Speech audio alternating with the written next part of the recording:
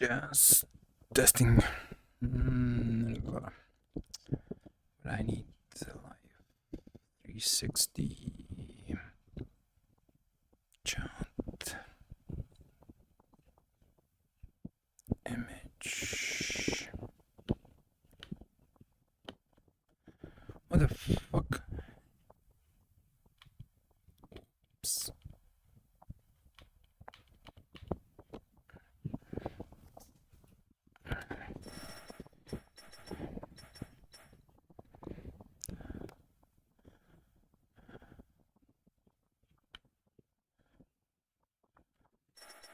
Why?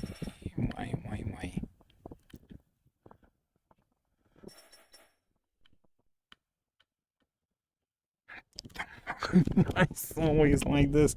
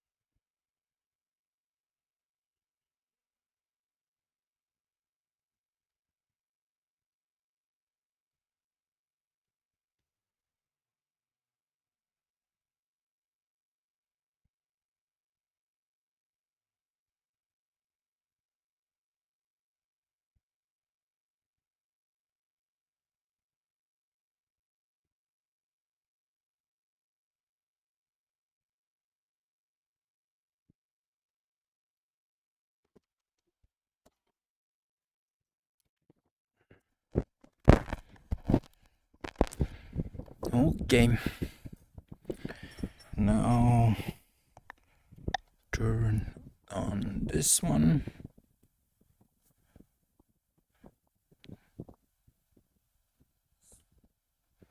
Yep. Like this. Yep. Stream is gone. Then we can start new game. Original.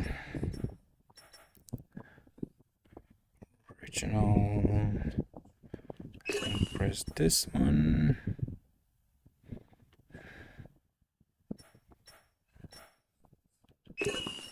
Nope. Chapter 1 on heart. Movement continuous, heart test, developer commentary. Okay. Then we start the game on max hard. Right hand. I finished this game before, but now try on max difficulty. Sorry about my shitty English. I'm not good in this, but I tried. Usually, okay, start, accept, loading.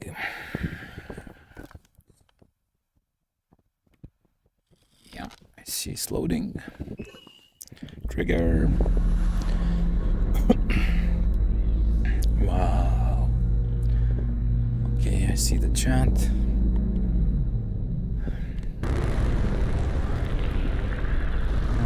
Settle and death in. Okay.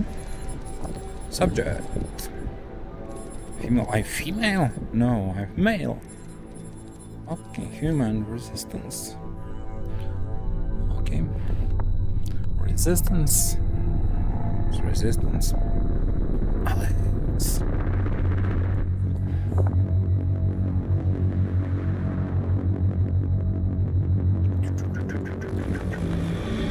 Put the sound in VR. Hi, my name is Gabe Newell, and Yeah, welcome hi. to Half-Life Alyx. To say this product was a challenge would be an understatement. It's our first Half-Life title in over 10 years, and it's our first Wow, one in it's virtual fucking reality. shitty big. In addition to it being a great VR Sorry experience about that my still curse. felt like a Half-Life game, we wanted Half-Life Alyx to serve players who've been waiting to find out what happens after Episode 2.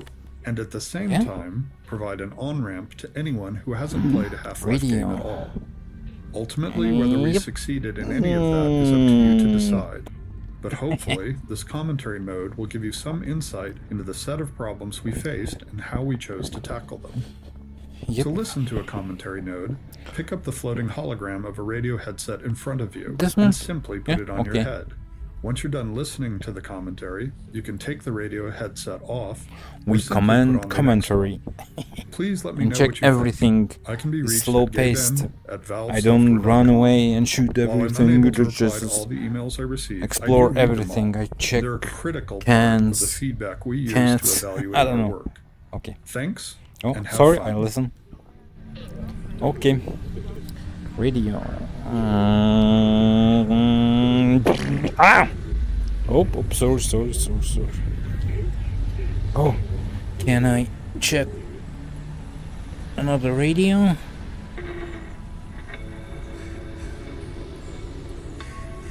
Oh, music. Look good. Okay. Catch. Grab. Squeeze. And... toe, fuck.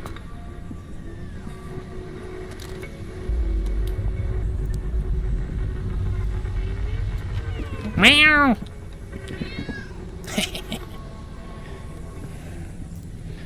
Yips.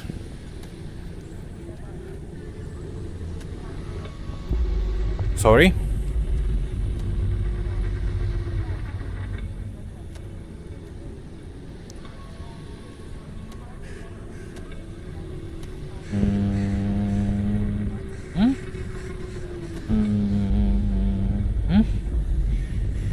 Oop.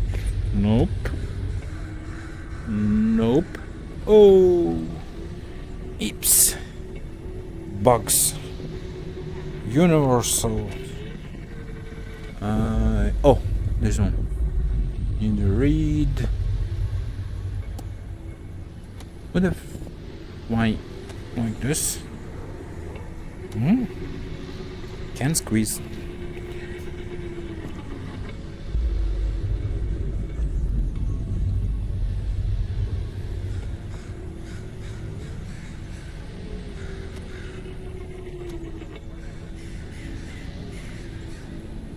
Oh, miss.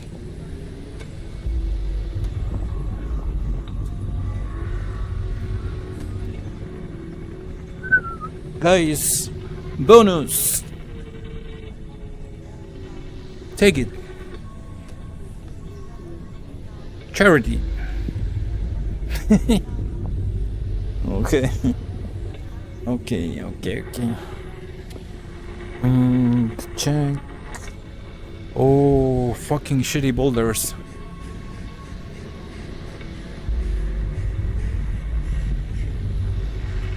Ah.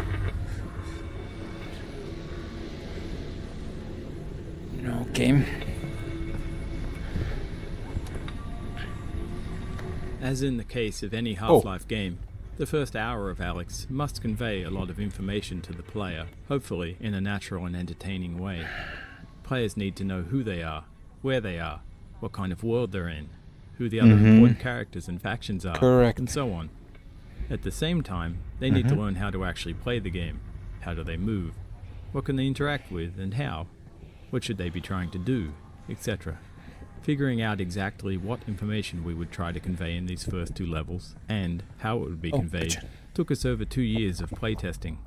It's tempting to try and include everything we think a player should know, but all information has a priority, and the more we include, the more chance there is that a player misses something important because they're distracted or confused by something less important. So over the next 2 levels, we'll use commentary nodes to point out some of the specific places where we grappled with conveying information to Nice. the player. In between these Big nodes, shit. you'll likely be able to spot many other examples for players to find, if they're interested in paying closer the attention fuck is and that? understanding more.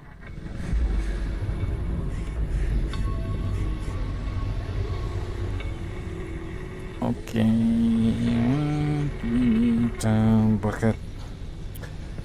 Fuck. Grab. But One of the pieces of important information we struggled to convey was exactly when Half-Life Alyx is set within the series timeline. Whilst we boomerang. tried to reflect it carefully in many of the world details, it was never 100% successful during playtests. Eventually, we decided it was too important to be left to the players to figure out, and so we put it in our opening Almost text not scroll. drop The Citadel's joystick. incomplete state did provide us with an early opportunity to reinforce the tight. timeline visually. Half-Life Alyx takes place 5 years before the events of Half-Life 2, in which the towering Citadel represents the Combine seat of power. As we see here, however, early Combine infrastructure is a cluttered mess of cables and unusual structures sprawled all over the city, surrounding the Citadel's construction, and served as a useful indicator of the time frame.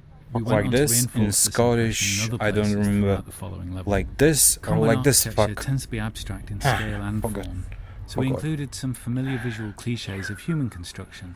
The large external scaffolds, some distinction of floor levels, rows of small lights, and I think I died a lot of time in this game because it's on hard. between capturing the alien nature of the Citadel whilst Guys, you need grounding to its clean the construction in enough fucking glass. familiarity to better understand its size and state.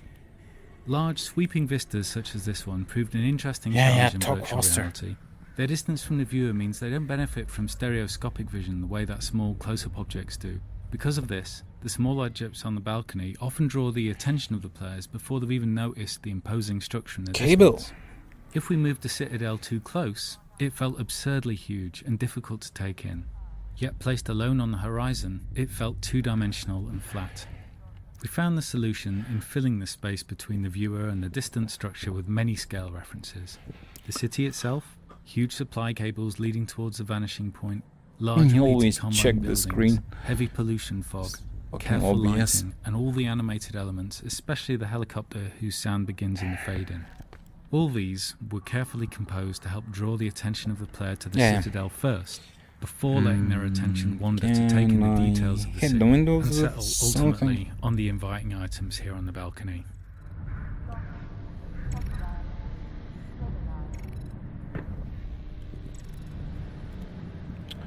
Why is fucking always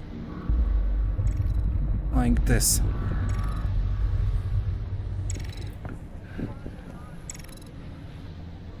Yeah, no, okay. Okay. No, your plan is bad.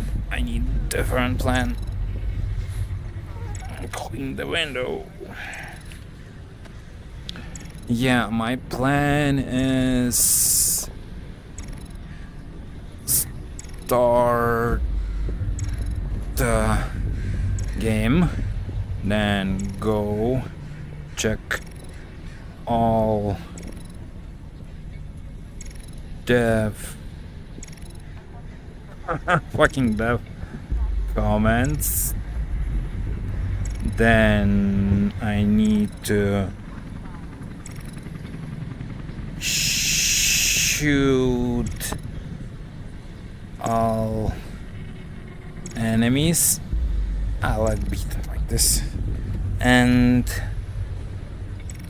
die a lot of time and finish the game. Not today, but maybe next day. Okay, if I drop the pen, it's draw. Oh, it's draw.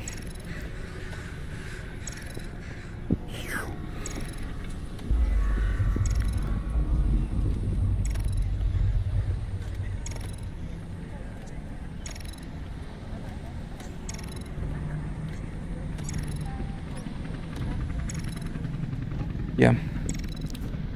Okay. I need to check. Check here.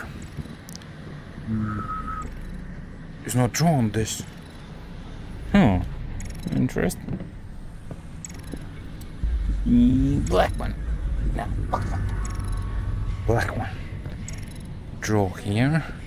Draw here. Draw here. Yeah. Okay, and this one, nope. Here, nope. Yeah. Oh. Yep.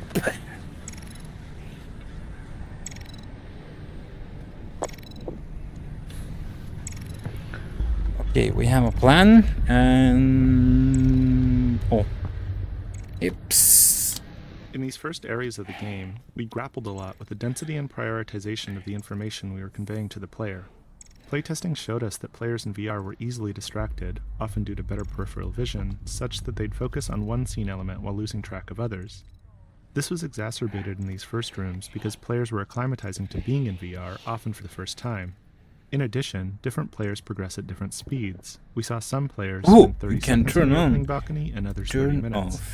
As a result, we did a lot of iteration over the set of opening areas, each time changing what information we tried to convey and where. Initially, the video call from Eli took place in the later refuge room with the snark and camcorder, but players were often too engrossed in interacting with all of the detail in that room to pay attention to the conversation between Eli and Russell. We moved the video call out to the starting balcony, but there it distracted from the establishing shot of City 17 and the Citadel. It also came at a time when players were still figuring out core game elements like movement and hand interaction with the world. That collision made simple things hard, like when to show the player a movement tooltip if they immediately started the video call. Eventually, we settled on inserting the greenhouse between the starting balcony and the refuge, which allowed us to move the call to an area with a slightly obscured vista and fewer interactable objects. This avoided the distraction problems and ensured players were past the initial gameplay moments of figuring out their hardware and movement setup. It also had the bonus of allowing us to add further detail to the opening balcony and Alyx's refuge without fear of creating distractions from the video call. Okay. We need... check matches. How do you think it's making the sound?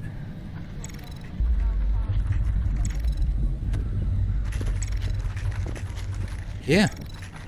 It's fucking making the sound. And... nope.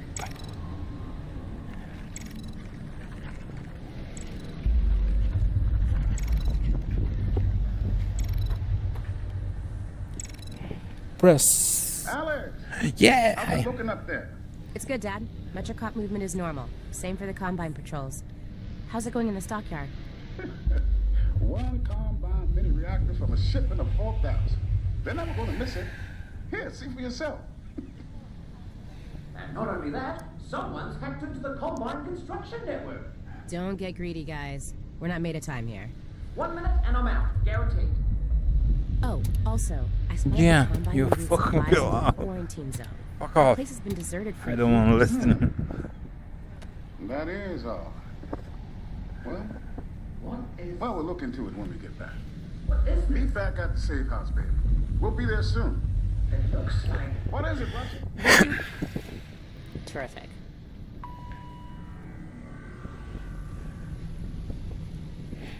Start, listen, shoot, die, end. Okay. I have a plan. Nope. Open the door. Huh.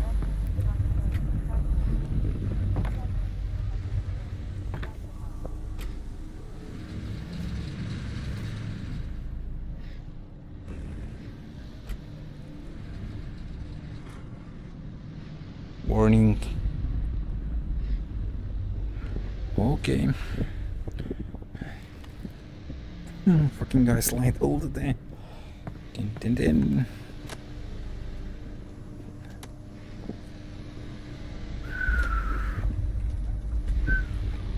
Wow.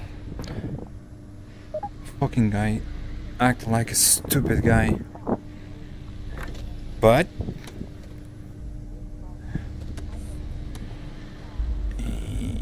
solve the problem. Hips. Oh. Drop it. Come on.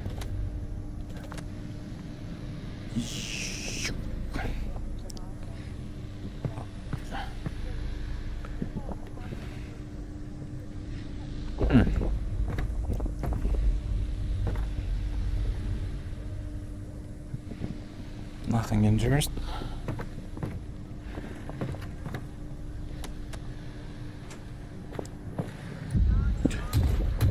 Wow.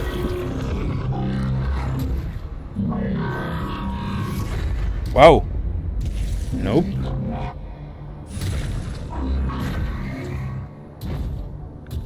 Huge guy with a cable. Drop.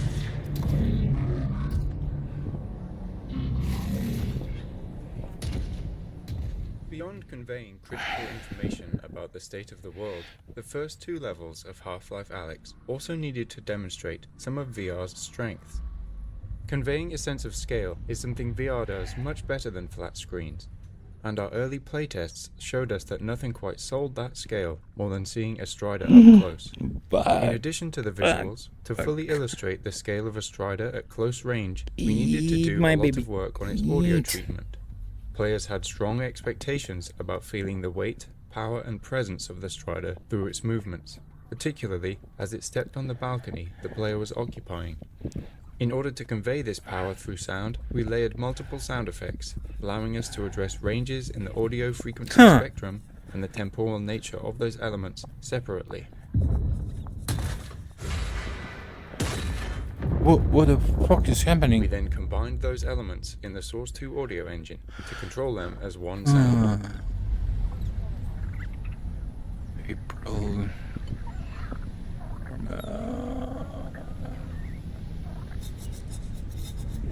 Eat until I'm here. Fucker. Go away. I see the pencil.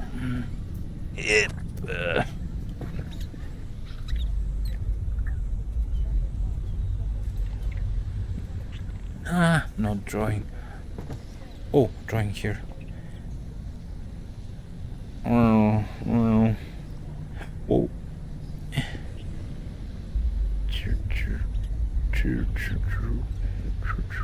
Fucking like, why acting like a kid? Fucking old man. Where's the video player? Where to put this? Porno. P 4 hours. Paradeus. Off. Oh, new plan.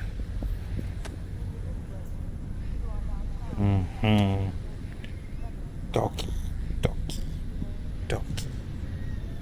fuck. Okay.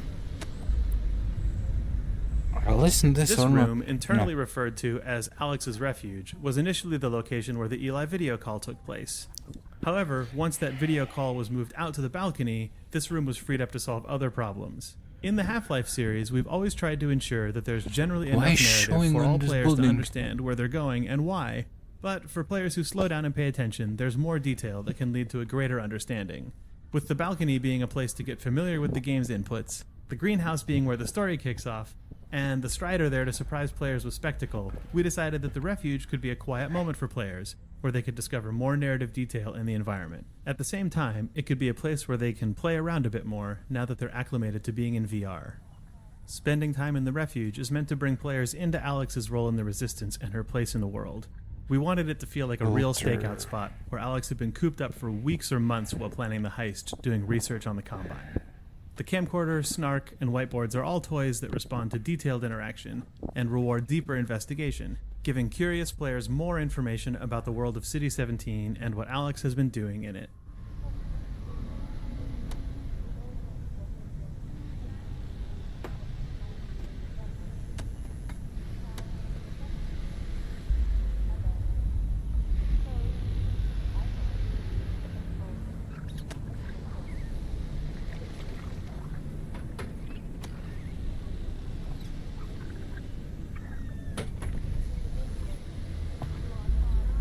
I see this radiator like in USSR is similar. Like long time ago. Blinking. Okay. What the map? Nice. No America. Fucking why? Oh, something in Africa. I live somewhere. No, fucking hell. Somewhere here. Here is fucking Russia. Enemy of humanity.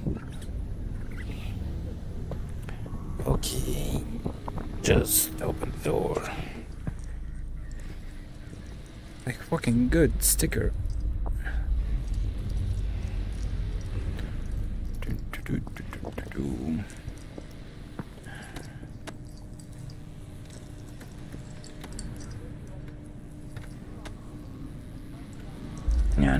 No.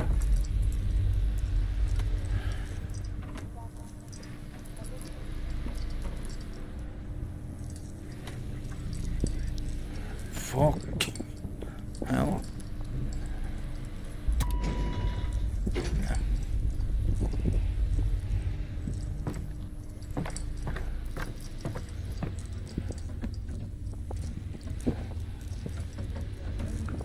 Try experiment. Yep, like this. The fucking last floor. No, experiment. Fucking hell, Eklenia. Why here Russian ads? Работай умно, а не долго. Ну ясненько. Эффективное управление. Решение задач. Ah! Fuck off. I just reading. Calendar. Off. Monday, Tuesday, Thursday. Yeah. Wait a little bit. Okay. If I press. Yep. Nope. Yeah, I coming. Fucking hell. Why you need this one? Take it. Shh. Yeah. Wow. Hi. Oh.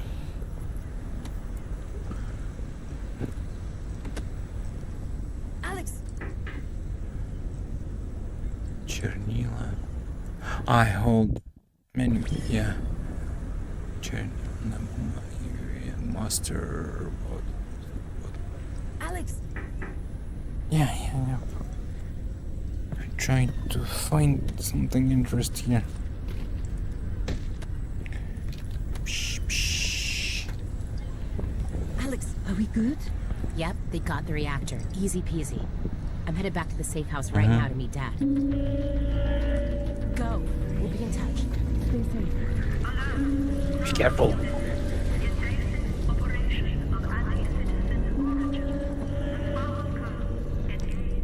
How stupid look like when I talk with myself. Oh fuck. Where I go?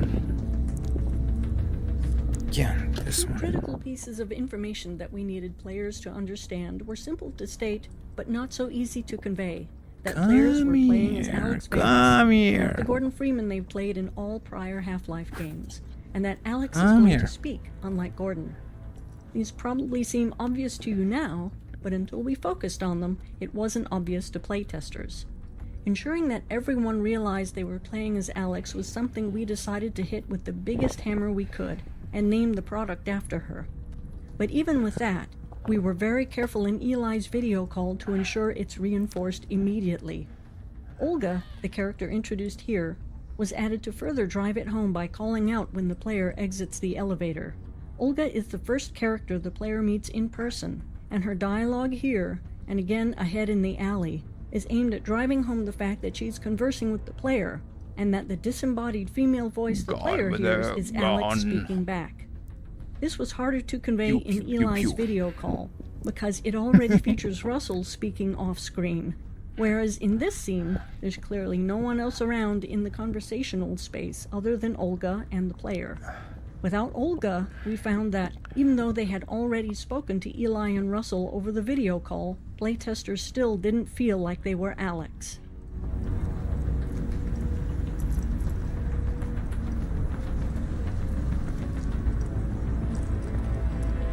Where did here.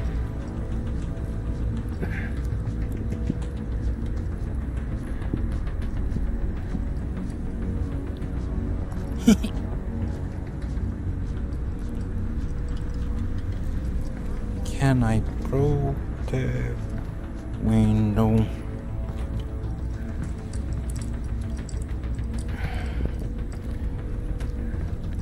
Need to check. Help. I listen to this music. Okay, music. Missing cat. Oh. Beat rice. Yet put it in pocket. It's the deep plumbing. Why is half Russian, half English? I don't understand. Plumbing. 3 months. Flight is available in 3 months. Radio. Here's English. And laundry room, don't leave the clothes. Don't overfill fabric. And yeah. Next day.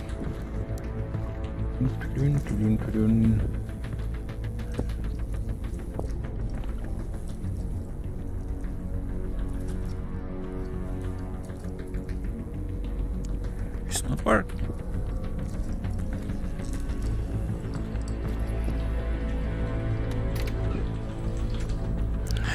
Bitch, oh fuck. Alyx. Yeah, I'm here. What is it? Yeah. This doesn't seem like a routine sweep. Are you sure everything went okay? Yeah. 100%. Yeah. Sorry. Sorry about that. Sorry about that. Oh, nice. No, not boobs. Nice. This fucking. No matter. Din.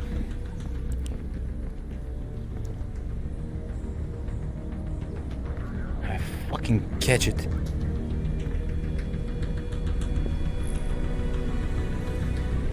Oh my. Fucking come on here. Come on.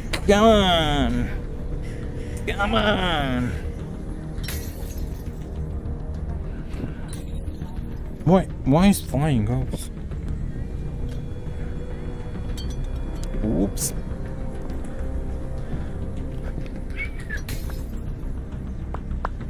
Vodka. Cigarettes, I want to smoke.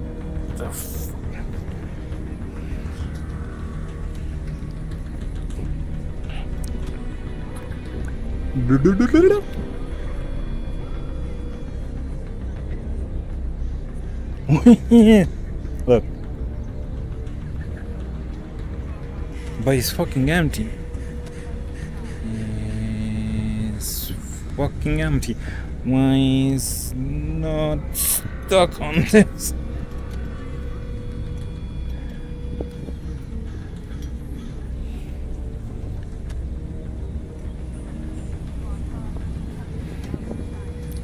New challenge. No. New challenge. The remainder of this level is designed to continue informing the player about the world they're in, and to support the increase in the Combine's alertness. We also wanted detail to make the city feel alive, something that becomes much harder later on, once the player has a weapon. This was tricky to design due to the challenge we're often faced with, the friction between narrative state and gameplay state. Here, the narrative implies that Alyx should be making her way back to Eli as quickly and quietly as possible. But gameplay-wise, we're at the start of the game, and players are still testing the limits of everything they can see and touch. Unsurprisingly, playtesting showed us that some players would dedicate themselves to following the narrative and quickly Parking not move allow through it. the area, while others That's would fuck completely ignore the narrative and explore every nook and cranny. While it's tempting to simply remove all distractions in an attempt to unify all players towards following the Why is narrative, it would upside send the down? wrong signal about the density of our world and how the game intends to reward players for exploring it. So Put we the spent months glasses. refining this section, adding, Put the changing, glasses, and removing put the elements. windows. We tried to find the right level of narrative tension, where players felt like they should be moving along, but not so quickly that they Strange can't stop to country, tinker with fucking two something. language. We put in enough interactive objects and narrative moments where players were always rewarded for looking around. But we designed all those Triangle, distractions to end quickly, so we could encourage players to continue moving along. Fucking don't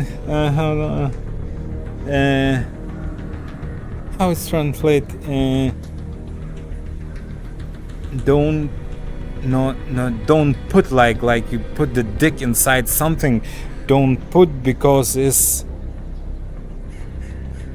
fucking strange. It's translate like don't push danger for your stomach.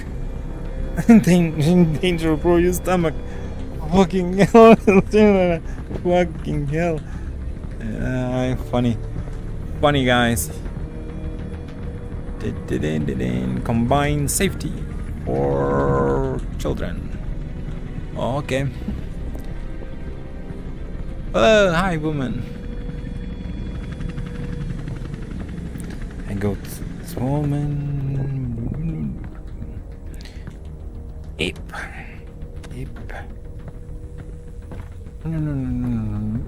No.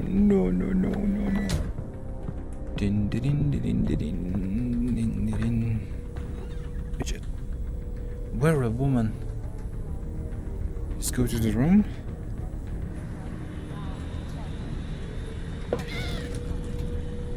Nope.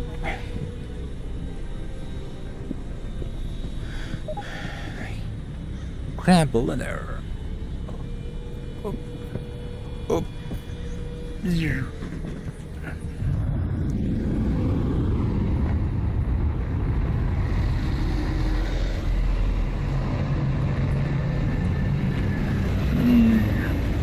Pew pew.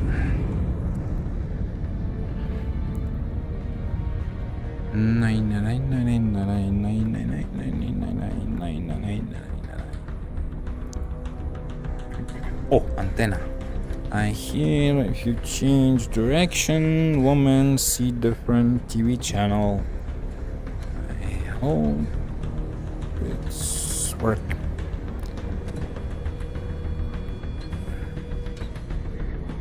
Yeah. You need to listen Russian propaganda.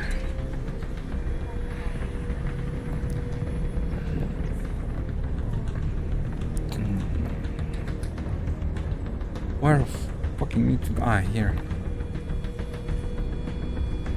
It's.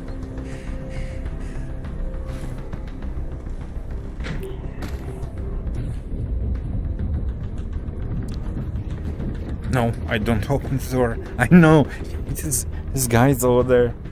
I don't open the door. Nope, no chance.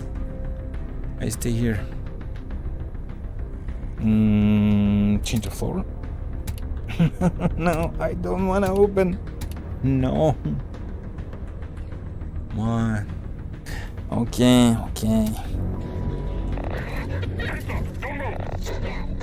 Whoa, wait, I just live here.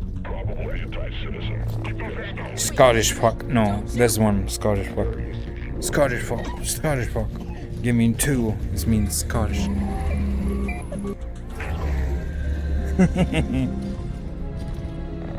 My plan, grab the gun, shoot these two guys. Give the gun, fucker. Give the gun. The fuck? I don't want to be back. Fuck, I move. Hey, wait, no. Nope.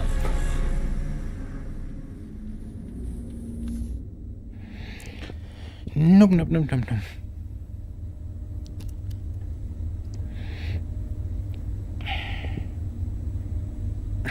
If I play like this, it's take infinity.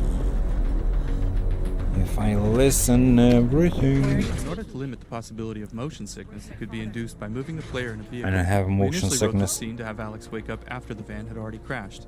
Players found this underwhelming, however, since the game seemed to be needlessly holding back an exciting moment that they could have experienced for themselves. Addressing this meant that we had to tackle the technical problem of moving the player comfortably. 1 second. Nope, nope, nope. In this van, and in the train at the end of the map, you'll notice that the outside world is only visible through small windows. These outside views are necessary to provide motion parallax, as the small window size ensures that the player's field of view is always dominated by the vehicle interior, which is naturally in the player's own frame of reference. This greatly reduces the occurrence of motion sickness. Aside from the parallax of the outside world, we use animated lighting and careful sound design to produce the effect of riding in a vehicle.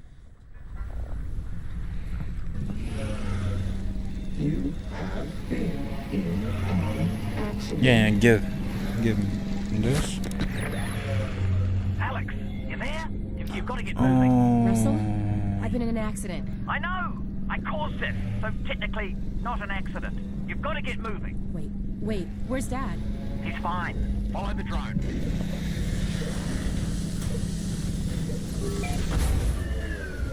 Oh, fucking hell, I moved. I move like this. So, Dad's okay, right? Yeah, well, no. To be honest, he was a huge drop. But They've still got him. He was in a No, why do I? No. Lower. Saved me? Well, yes. I had no way of knowing who was in A little bit van, lower. So, yes, the result was that I saved you. Do we know where they're taking him? Criminal holding. And then, when they realize he's Eli Vance, to Nova Prospect. But I'm already working on a plan to get him back. You're close to my lab. Keep following the drone. We'll figure out what to do.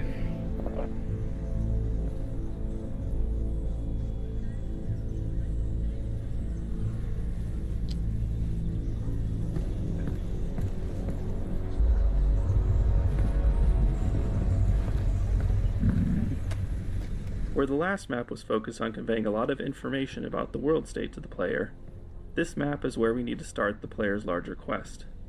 That means the player must leave this map with an understanding of what's happened to Eli, and what they're going to do about it.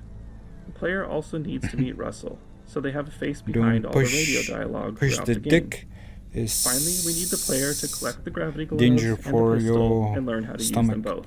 This is a daunting list. From experience, we know that if we cram all that into a single scene, players won't be able to remember more than a couple highlights. So this map's purpose is essentially narrative pacing. We need to draw apart the required events, separating them with enough time and space that players could ingest and remember them. At the same time, we're a little under the gun. Playtesting showed us that by now, some players have been playing for 30 minutes, and they're wondering when they're going to see some enemies. One of the first steps the writing team took on this map was to flesh out a scene between Russell and Alyx that covered all the dialogue we needed. Due to the fact the player is meeting Russell for the first time, and that there are a significant number of in-fiction events that Alyx and Russell need to talk about, the scene ended up containing a lot of dialogue. We knew there was no way we could build a scene that long without boring the player, and the most important elements would be lost in the noise. One of the first tools we used to address this was the introduction of Russell's drone. It allowed us to take chunks of the dialogue from that original scene and deliver them throughout the area preceding the scene. This meant the scene itself could skip over the in-fiction preliminaries and get right to the critical goal delivery. Where you look at that? Where you look at that?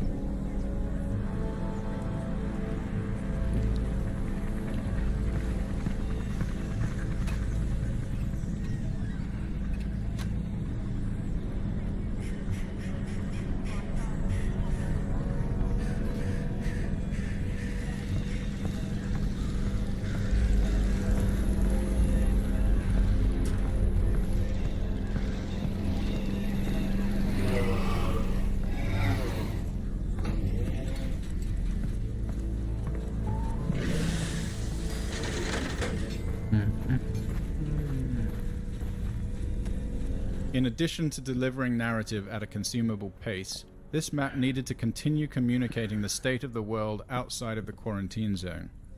We also wanted players to understand when Half-Life Alyx takes place in the larger Half-Life timeline, and to see for themselves the massive scale of the Citadel under construction. The power of the Combine is embodied in their indifference towards humanity.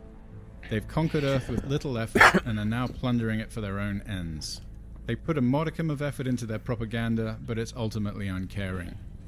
Later in Half-Life 2, we see Breen's attempts to talk to humanity with more seriousness, but it's unclear whether that directive comes from the Combine or if it's just Breen's attempts to be useful to them.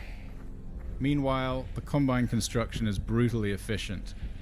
The Citadel's pervasive feeder cables make no attempt to fit into the lives of the residents as the Combine drains the city of its power. Within this playground, a nostalgic nod to Half-Life 2, this enormous cable has been run right through the mural on the wall, demonstrating the Combine's total lack of interest in the history of the city.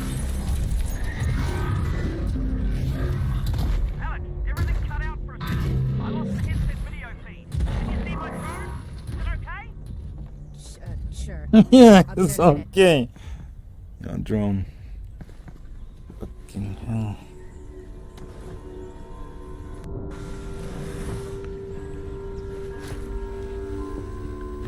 Oh, this room in Steam Home.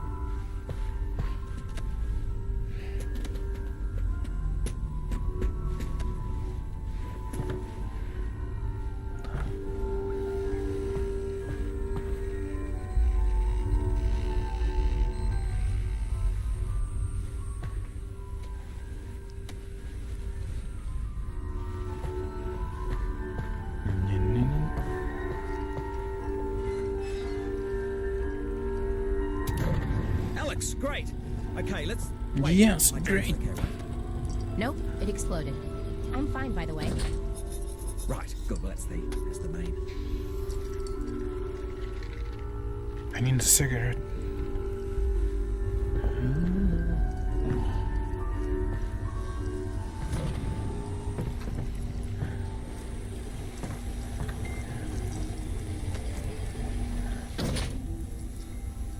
Crunch. Scratch.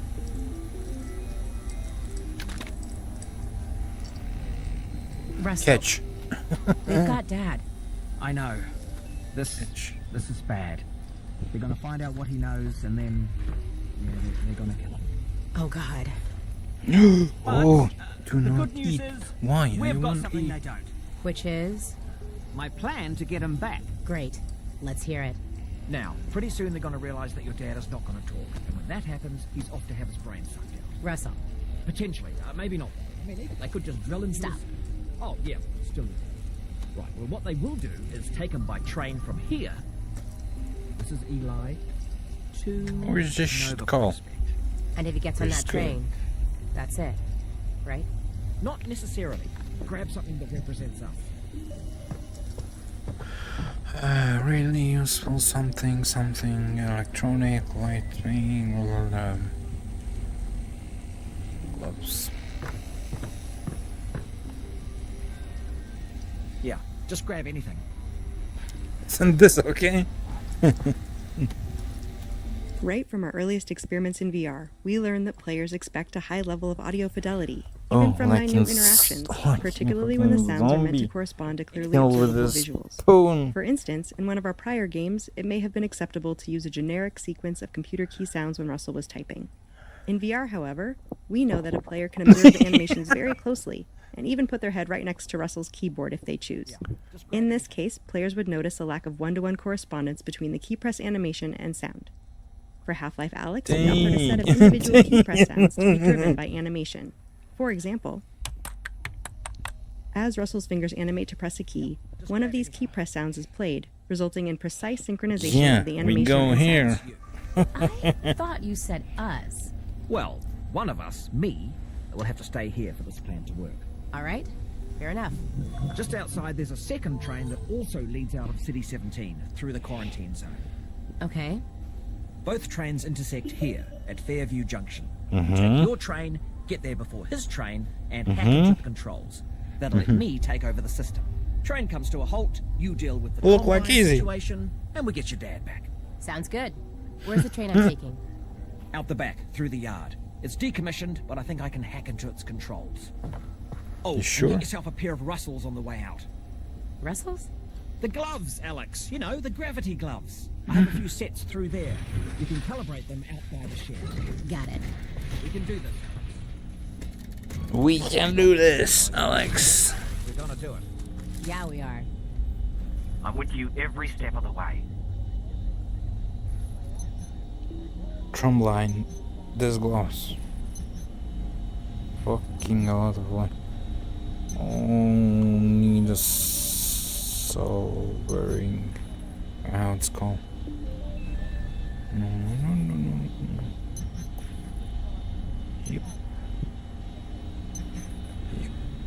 Yep.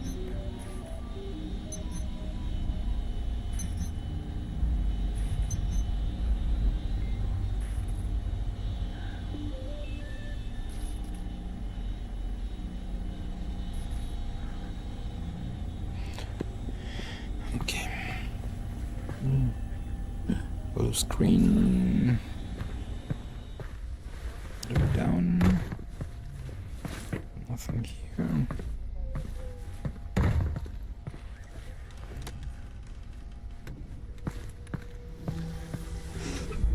Alright, you know how this goes. There should be a One bunch of junk frustration down there. players may Aim at encounter in VR is having to physically bend down or reach out for objects in the virtual world, especially if they have limited real-world space. A common solution for this is to provide a way to bring objects to the player, instead of forcing the player to go to them. We knew this would be an important feature in Half-Life Alyx, with its sprawling levels and players' desire to explore every corner of the world. We didn't want this mechanic to feel too gamey or magical, so we decided to integrate it into the fiction of the game by making it a feature of the gravity gloves, which are a natural precursor to the gravity gun of Half-Life 2. This allowed us to present the mechanic as a real physical action that's enabled by a piece of in-fiction technology. To emphasize the physicality that is unique to the medium of VR, we used a physical gesture to activate the pull instead of a button press, and then required the player to actually catch the object instead of automatically attaching it to the hand. This made the mechanic feel more natural and rooted in the fiction of the game's universe, while allowing the player to feel powerful and accomplished. Try catching it. Just like that. Perfect. We're done. Oh, wait. I almost forgot. Alex, up here. You're gonna need a gun. Yeah. It's unloaded. It's unloaded now. Oh, almost forgot. Guns need ammo. Yeah. Here you go. Give. Right, heading back to the pod room. Gosh, I'm on site. When a player pulls an object with the gravity gloves, we use the game's physics engine to apply a launch force to that object with a trajectory that is partially influenced by the direction of the player's pull gesture. We set the object's launch velocity to result in a standard flight time from pull to catch, so the player can develop a rhythm that eventually becomes Can automatic. I shoot myself? We want the object to arrive at the hand as Take reliably later. as possible, so after the initial launch, we continually apply small impulse forces along the trajectory, represented by the white arrows. Those impulses help counter gravity and compensate for collisions with obstacles along the way, while continuously steering the object toward the hand, which is itself a moving target. A generous catch range and subtle haptic feedback forgot when an how object to enters take that ammo. range virtually guarantees that it will end up in the player's hand every time, even if their attention is focused elsewhere. One other benefit of implementing this with physics is that we didn't need to do custom handling for an object's size, mass, or inertia, and it automatically compensated for the non-standard gravity that players encounter inside the vault at the end of the game.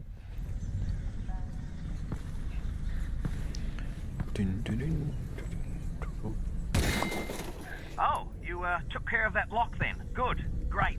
Yeah, sure. Did have the key 3 for it, bullets. but should have given you that. That's on me.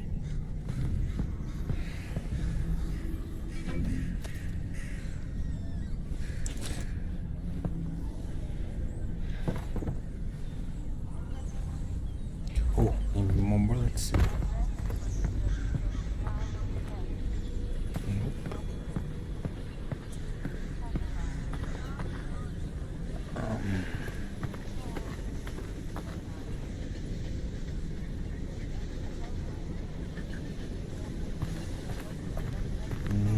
No one say hi. Bad. Alright, here we go. Next stop, Fairview Junction. Thanks, Russell. Good luck, Alyx. Bye. Bye. Obviously, just to let you know, I am still here, though. I know.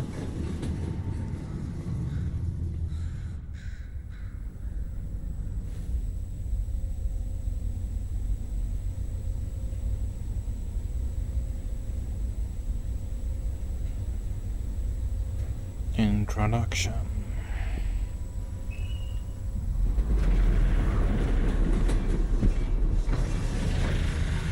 Hello, Alyx? We might have a problem. Probably nothing to worry about. Did the train stop? It stopped, didn't it? Yeah. No. What happened? It's jammed. When the Combine shut down the quarantine zone, they must have tightened security. Which means? Yeah, you're nowhere near Fairview Junction. You're just outside the QZ. And this is as far as we get by train. Then I'm headed on foot. Good. I'll see if I can get you in some other way.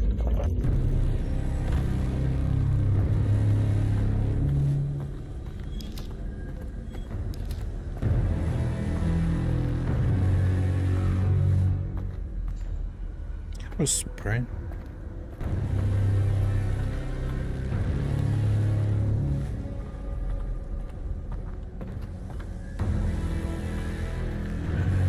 I got a dead zombie here. I thought the Combine sealed up the QZ. Oh, this one must have squirted out. I've heard they've had trouble with barnacle spores outside the containment area, but not about fellas like this. Probably not a one-off then. I doubt it. Where the helmet?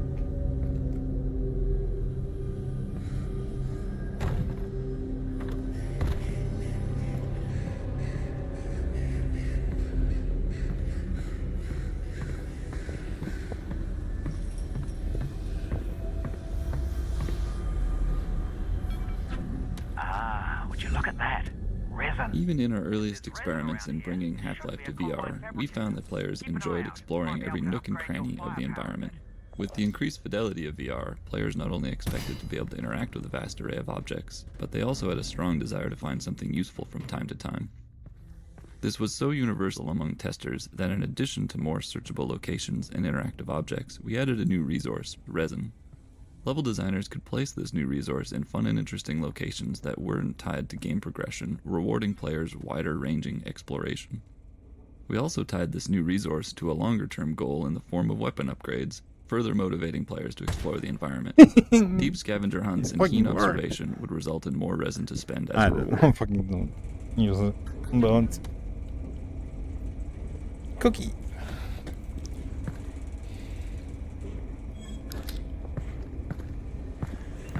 Cookies. I think I can reroute this with my multi-tool. Internally, we refer to this type of puzzle as a toner puzzle, due to its similarity to a real-world cable toner tool that can be used to locate electrical wires in walls. The toner mechanic was conceived as a tool for designers to craft player experiences around knowing that the player had to put their head and hands in specific locations. The initial design merely required the player to use their multi-tool to push a ball of energy along a path, similar to a child's bead maze toy. While this simple design was successful at getting the player to put their head and hands in particular locations, the lack of branching meant that the player wasn't required to make any choices, nor was there any possibility of negative consequences. To address these issues, we added the rotating junction elements, which allowed for branching paths and became the player's primary means of interacting with toner puzzles. While the toner puzzles ramp up in complexity throughout the game, this first toner puzzle is designed to use a minimal number of elements to introduce players to the key ideas that power flows through wires, power can be rerouted by rotating junctions, and power has an effect on the physical world, such as turning on lights and opening gates. The sparking electrical outlet that branches down toward the floor is not strictly necessary for this simple puzzle, but it was added here to expose players to its behavior, since it was causing confusion in later puzzles when players were seeing it for the first time in more complex configurations.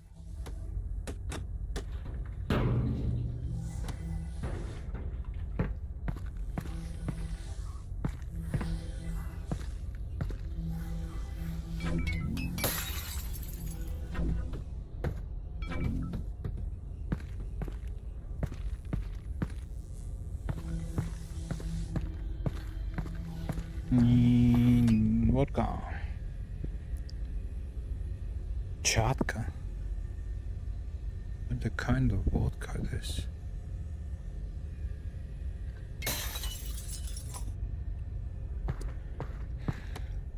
From our earliest experiments in VR, we realized how critical high quality, high density lighting was to conveying a sense of realism. In game development, any technology choice involves trade-offs between quality, runtime performance, and development time. For Half-Life Alyx, we chose a high-quality, high-performance light mapping solution which required a significant amount of offline pre-processing. We performed the light map pre-processing using a render farm, which could take several hours for a single map at the highest quality. And we put a lot of effort into mitigating the cost of that high iteration time for designers on the team.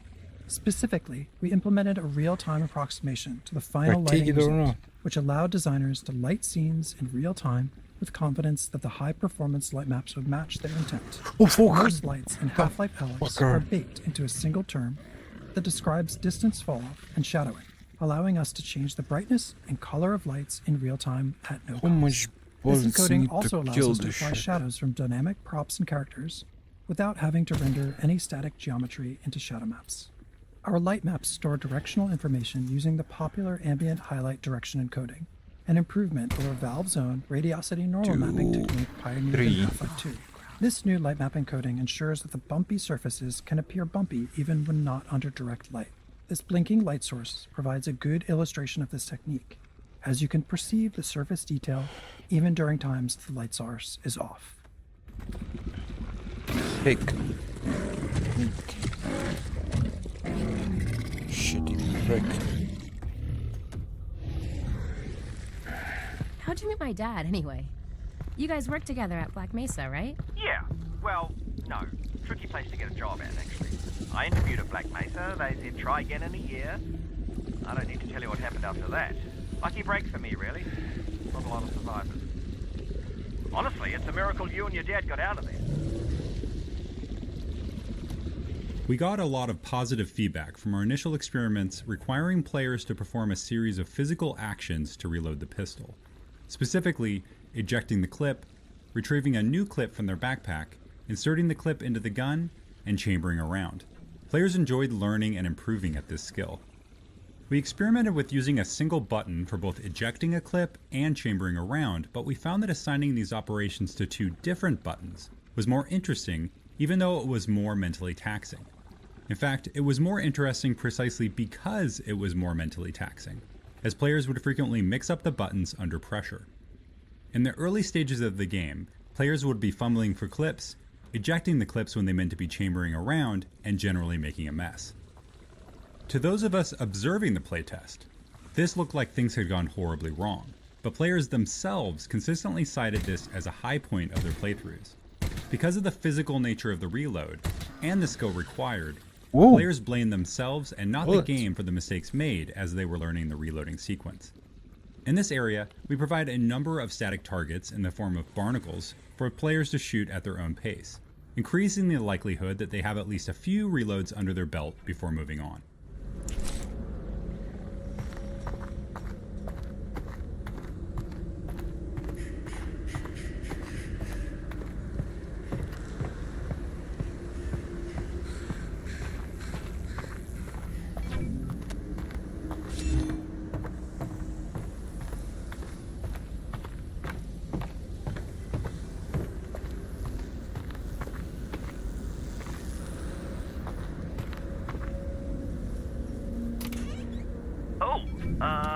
Do you need a minute? Because, I could pause the feed. Just looking, Russ.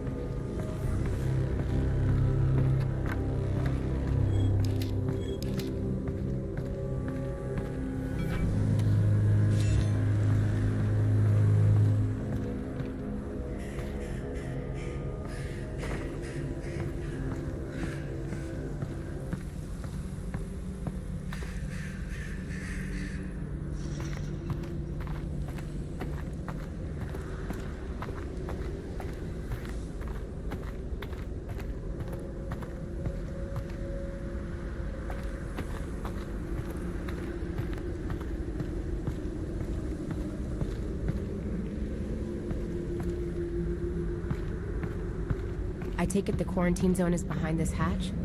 Yeah, that's where they keep it. I'll look around for a control panel to open it up.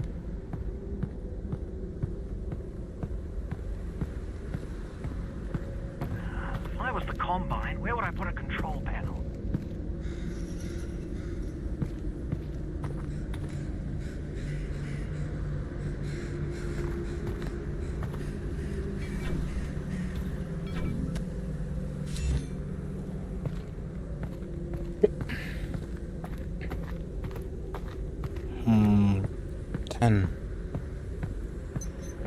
Resin.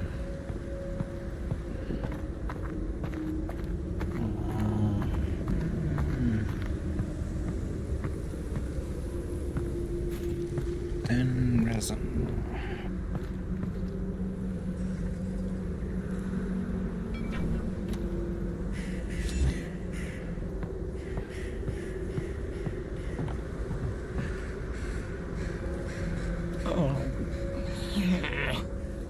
Ugh.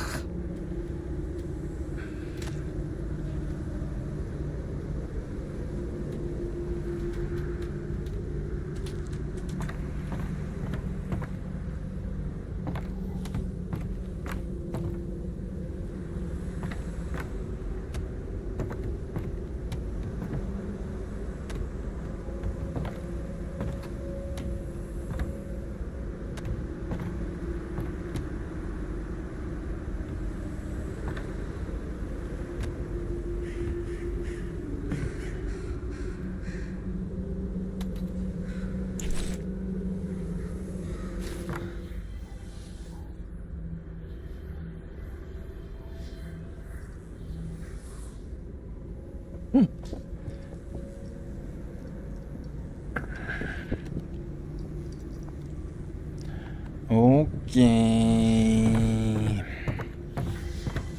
Bucket. Oh.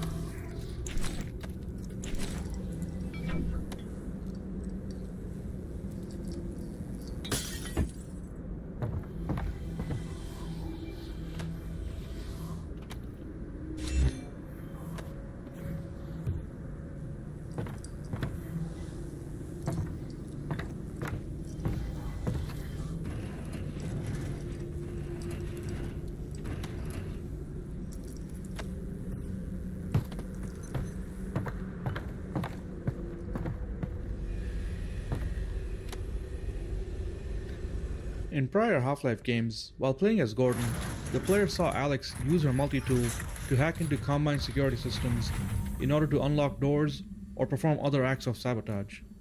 This presented an opportunity for us to represent Alyx's hacking skills through VR-centric minigames. All of our hacking minigame designs were built to leverage the independently tracked head and hands common to today's VR systems. We wanted to encourage players to use both hands simultaneously and move their head to create parallax to understand the spatial relationships within the puzzles. This locker hacking puzzle is based upon one of our earliest prototypes, in which the player was tasked with using a tool in one hand to paint a path on a sphere held by the other hand. There was just something fun and unique about using all of the natural degrees of freedom of both hands to solve a puzzle in VR. In its simplest form, this puzzle solution is straightforward, but the difficulty gradually increases throughout the course of the game by introducing static or moving obstacles of various shapes and sizes on the sphere.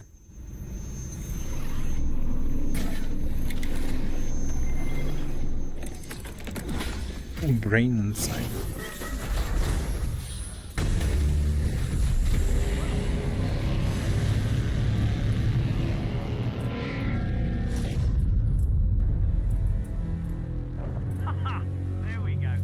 I move How my. far is Fairview Junction? You'll go through the old subway tunnels on your way to the train yard. Have they started moving Dad yet? Resin. 12. Help. Oh. It's great. Or bad news, because they've already Oh, killed you should and definitely. you don't need to move in stream. All And for me, Still there, Alex? strange. It's like on a corner you have a no. In this corner you have a resin, health. In this corner you have ammo, and when I hold in, so for me it's show differently. How cool? What the fuck is this? Okay. And I need to go.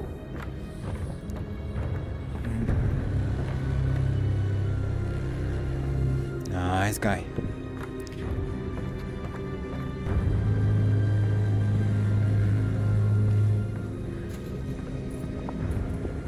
Fucking huge gate. Russell, are you seeing No, this? fuck, it's not. Wow. Alright. Won't be when I play the first time. No, it's not wow.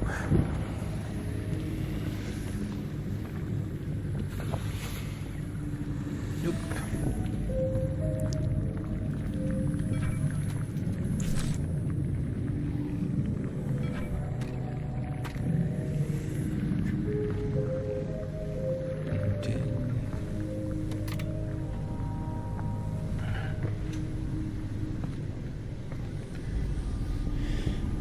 Loading.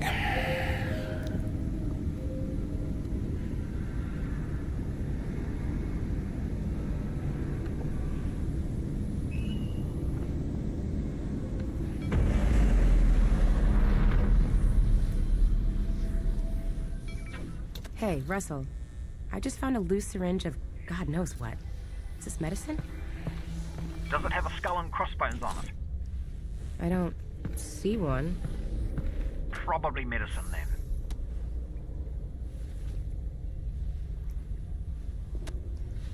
In our early prototypes, players could heal themselves by grabbing a Half-Life 2 health pack and pressing down on a controller button, which obviously wasn't a very interesting VR interaction. During the development of Half-Life Alyx, the Counter-Strike team added health injectors into CSGO as part of the new Danger Zone game mode they were developing. When we saw this, we felt that an injector would work well as an intuitive healing item in VR as well. Players would press a button to arm the injector as a way of indicating their intent to use it. This prevented unintentional use of the injector and gave us an opportunity to showcase how physical the interaction was going to be via haptics, animation, and sound. Some testers even initially responded with dread over the fact they were going to have to use a needle on themselves and looked away when performing the injection action. We also had to create approximations of the player's arms and body, as playtesters all had their own preferences for where they wanted to apply the injection. We even added the ability to inject into the head, since so many players tried to do it just to see if it would work. Oh man. There's barnacles on our side. It's not though, obviously, so don't walk under them. Save some bullets. Save some bullets. Save.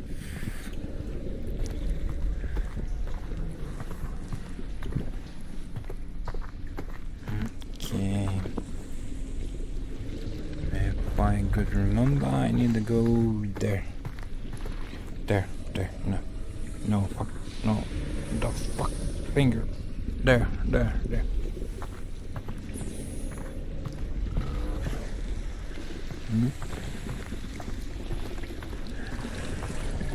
You check every corner. More resin. Oh, just so you know, the Russells have a built-in display that shows you resin, ammo, might come in handy. Got it. Thanks. 13. Good. Good.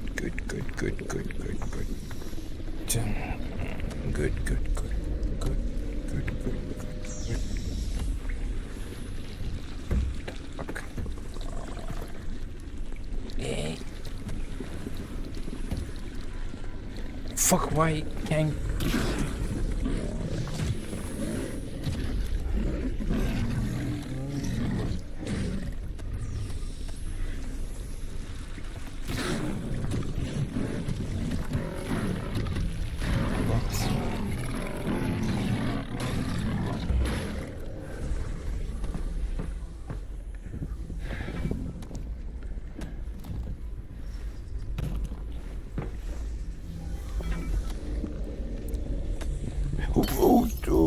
My beer. My beer. Come on. What is this? What is that? What the fuck is this? Player. Still too big. Player.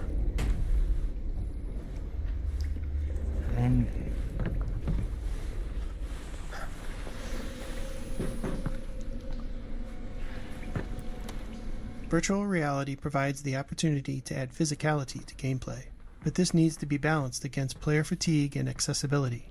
For example, we experimented with a low ceiling in this area, requiring players to crouch the whole time that they made their way across the tops of these train cars. Playtesters did not enjoy having to crouch for so long, so we raised the ceiling.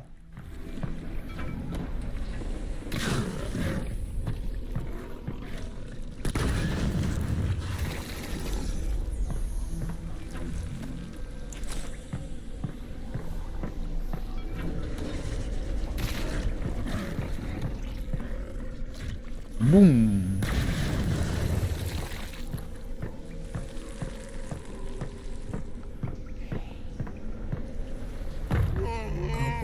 Whoa. Be careful. What the fuck? Don't scare me.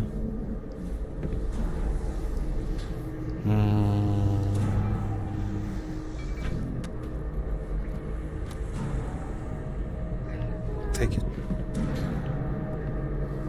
No, wait.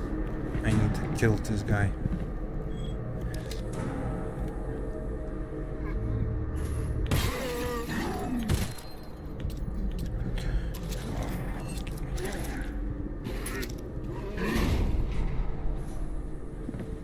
Fucking stand still.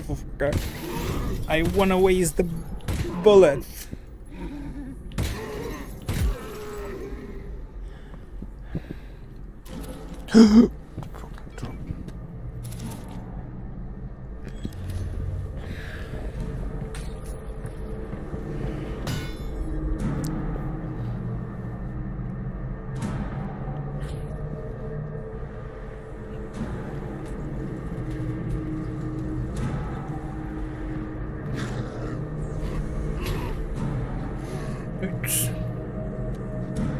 Oh, fuck.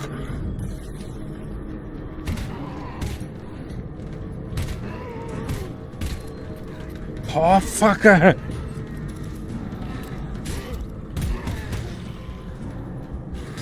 Oh.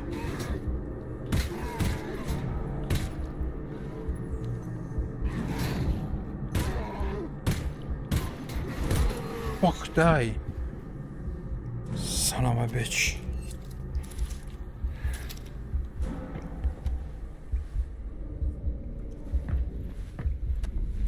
The breakable glass panels in Half-Life Alyx are yet one more system designed to convince players that they are present in a living, breathing world.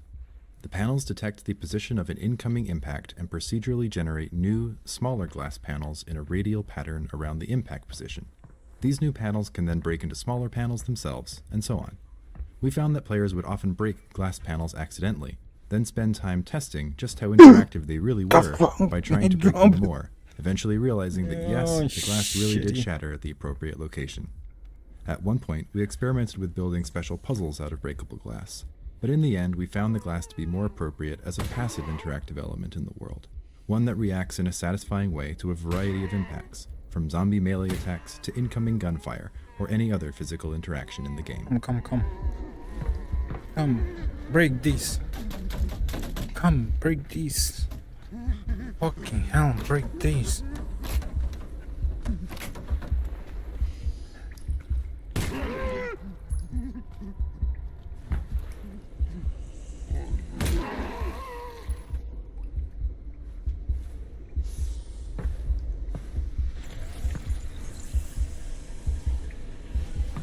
Fucking too much zombies.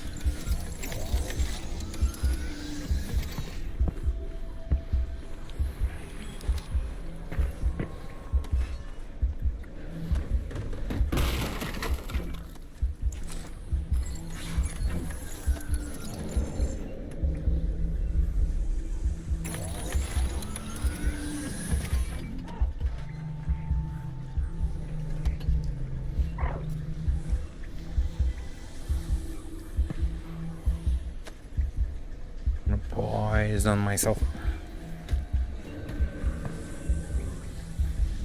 Cigarettes. Cigarettes.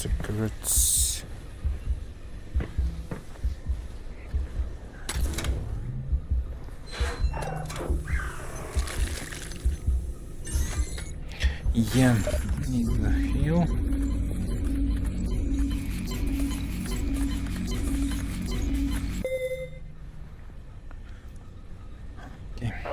Alex, I think that's a combine fabricator. Put something Weapon in it. upgrades are a new feature for the Half-Life franchise, and fictionally this mechanic paired well with Alyx's tinkering nature. We approached this design challenge first by thinking about what sort of upgrades could be meaningful and also provide additional value to players without removing established interactions. With limited resin to spend, the upgrade system also provided an avenue for players to personalize and invest in their favorite weapon, or streamline an interaction on another weapon, increasing its value to them. For example, the reflex sight still requires players to physically aim, but it improves the feedback on exactly where their shot will hit, and exposes previously hidden enemy weak points. How much While some players enjoyed this feedback and new targeting opportunities, others didn't and would instead focus on upgrades that suited their style of play. This allowed players to spend their limited resin on upgrades they cared about the most. Yeah, and another aspect of weapon upgrades that we focused on was not necessarily obvious when we first started to design and test combat in VR. Due to the more physical nature of combat in VR, it can really push on the mental and physical capacity of certain players, as they're required to utilize both their hands and move their head to take in the environment dealing with enemies. While this is a very natural experience, there's also a lot going on at any given point with reloading and combat. As we observed players in some of these more intense combat situations, we started finding opportunities to allow some upgrades to reduce the number of times a physical interaction was required, or reduce the complexity of a particular interaction. The autoloader on the shotgun is a good example. When added to the shotgun, the normally slow, methodical action of feeding shells into the gun is replaced with a far simpler, faster interaction of slapping the shells into the autoloader before they get automatically fed into the gun. This allows players to look around, focus less on the gun while reloading, and take in more of what's going on around them. How much bullets I have? 90. Okay. Oh, more.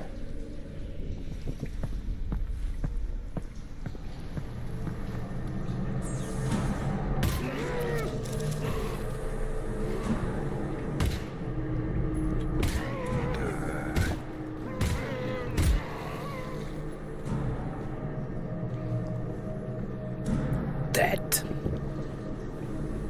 or alive.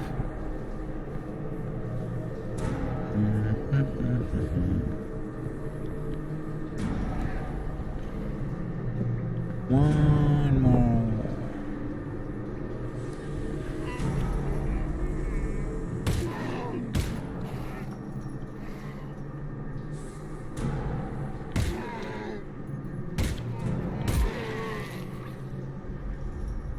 One fucking bullet.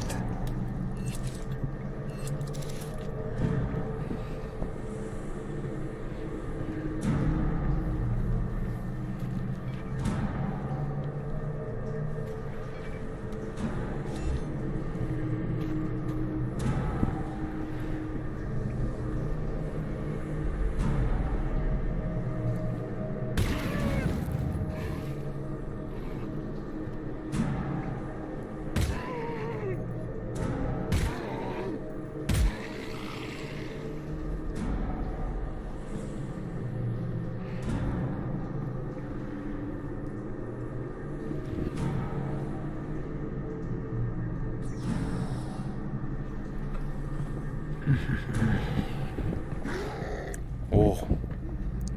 Oh. Oh.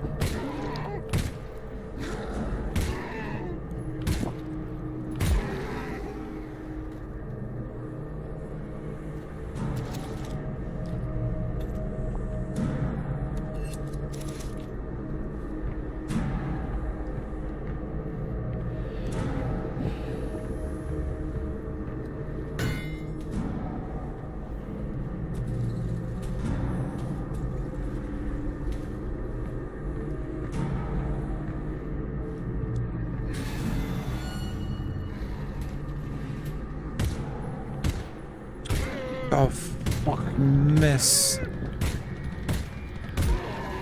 Nice shooting, Alyx. Thanks. You know, for all your talk about what a lesser gun this thing isn't half bad.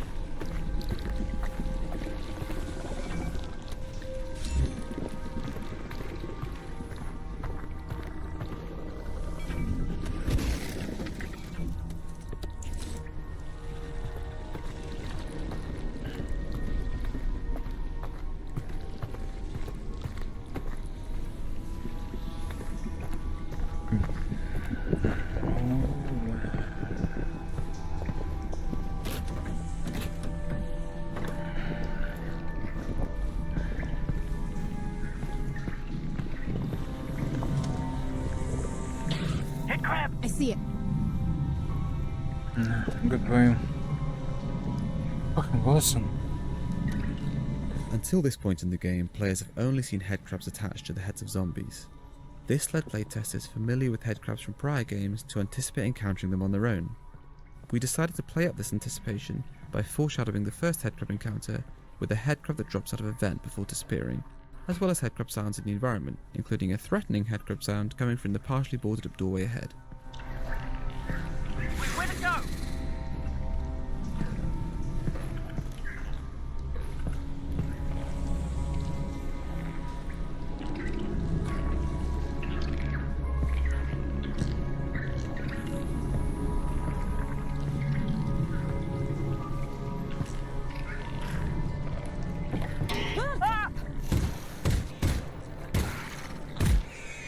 Yep, there it is. Found it. Probably only one of those.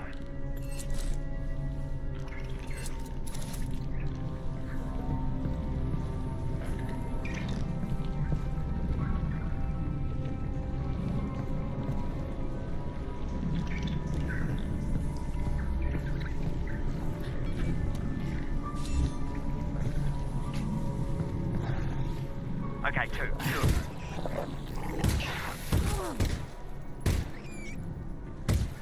I fucking shit.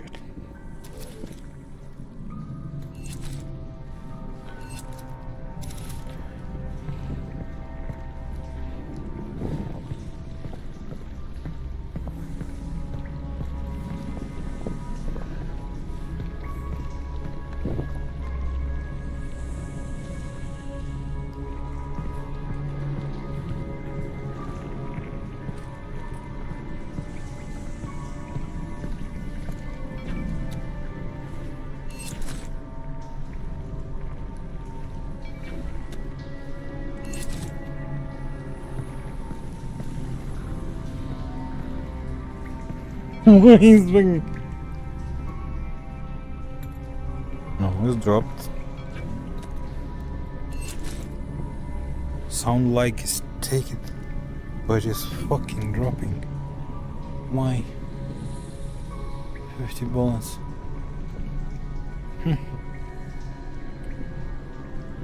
Okay. Work like this. Work like this. Fuck.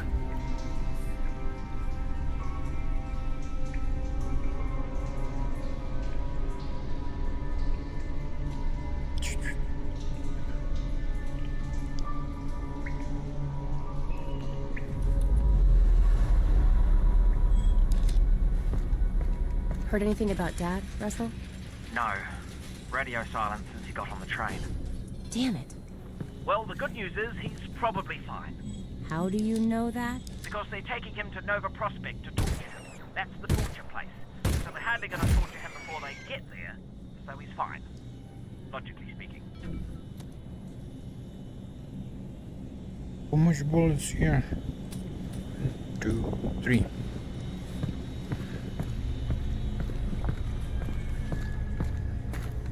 3 is better than nothing.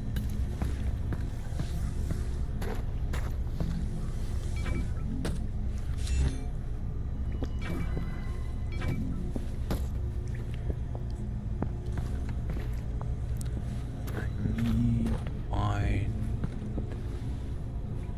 fucking healer bug.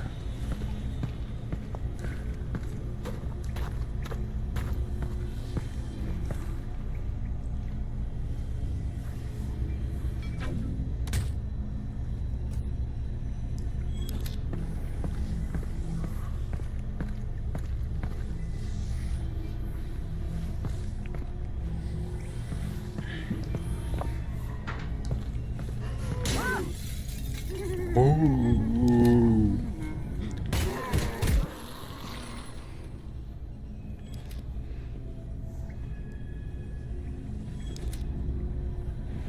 Three.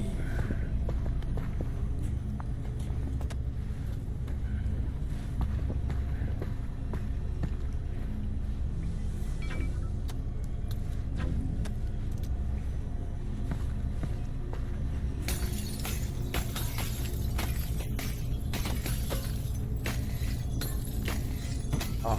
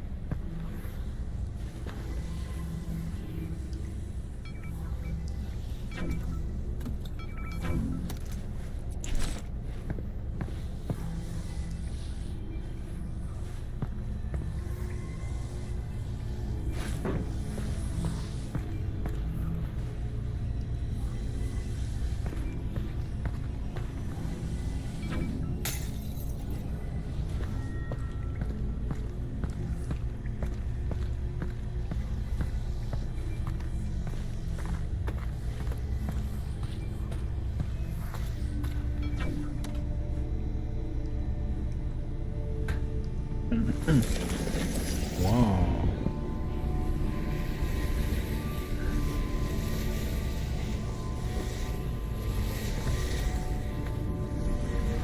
Russell, are you seeing this? Possibly. Are you seeing floating garbage? It looks like it's just cardboard.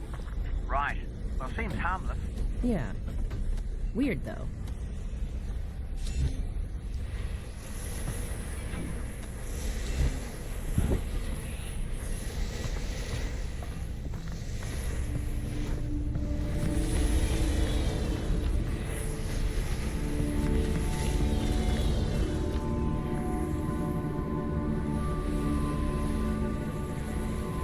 Ah, fuck, I forget to heal.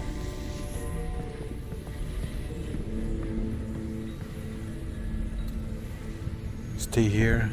Don't go anywhere. What is that? I don't remember how to solve this shit. Why is no sprinting?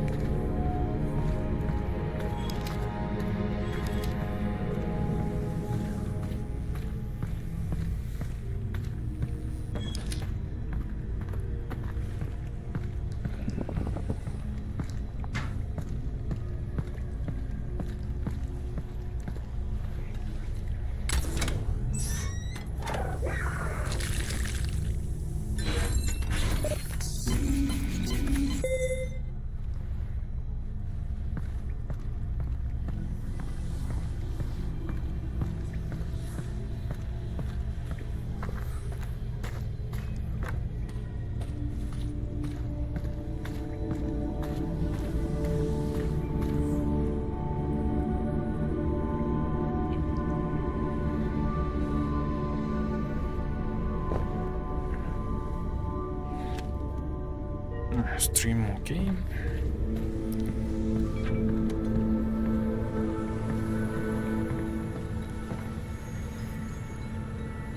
Sure.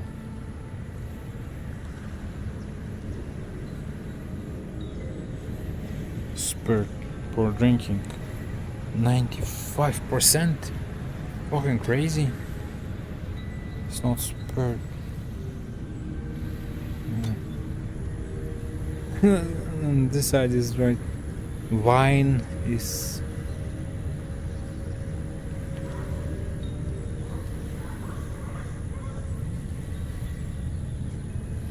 Yeah, look. On this side is vodka, 95%. On this side is wine. Good for drinking, something like this. Fuck off.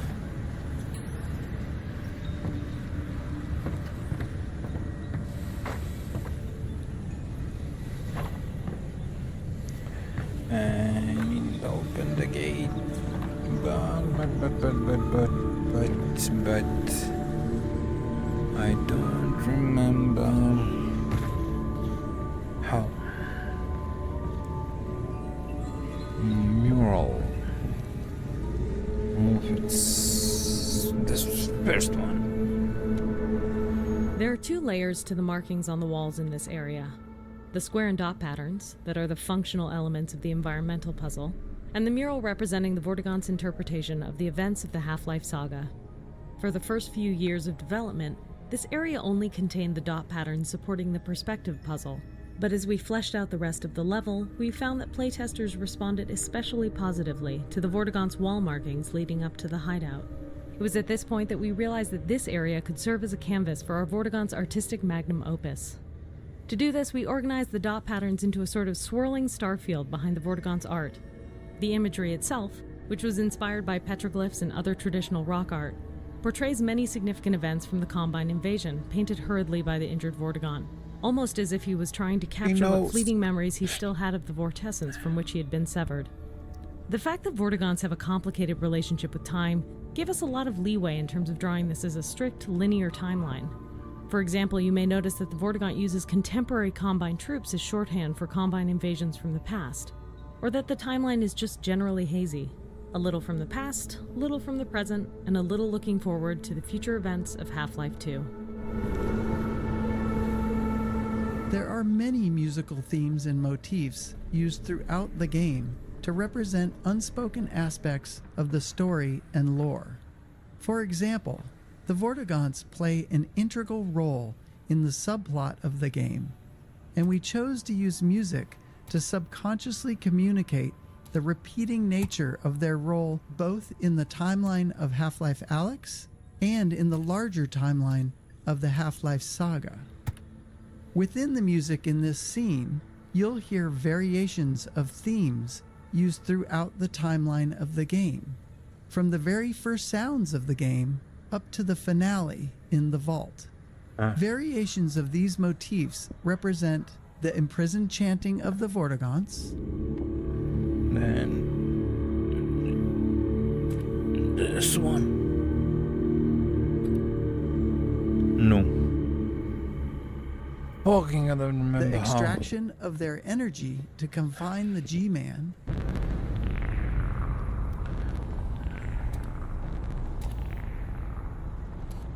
as well as historically familiar sounds representing the vortessence itself.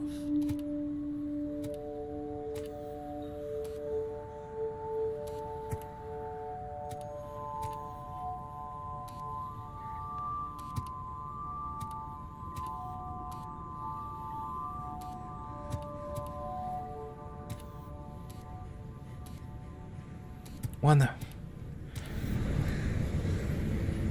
No, must be some.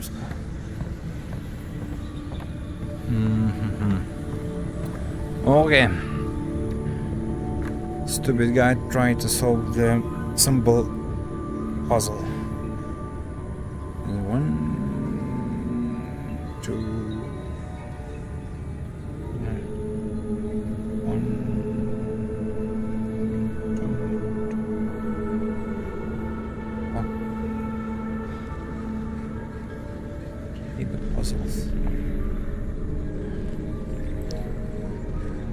fucking is different everywhere.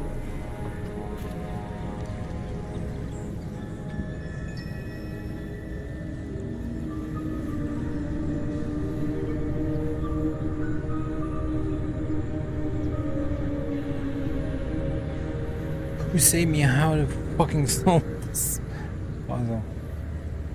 I solved before, but I don't remember.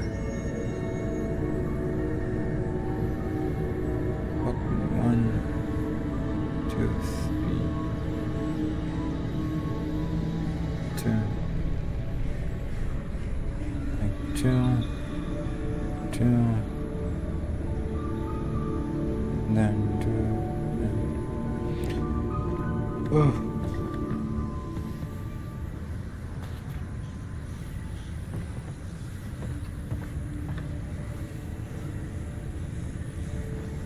Okay.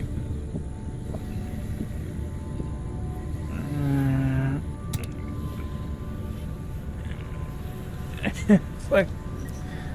This floor. Fuck down. Need to go down. Down.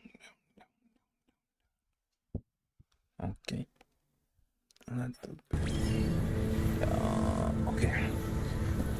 And yeah, now let's reach this and this, and then what need to fucking press.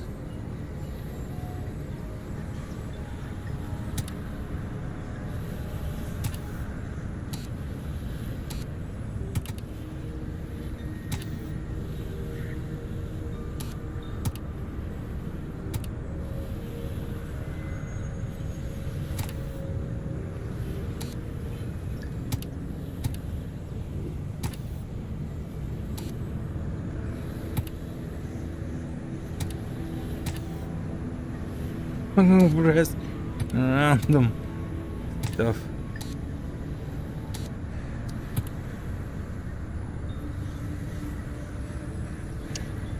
Oh fuck. I hate this.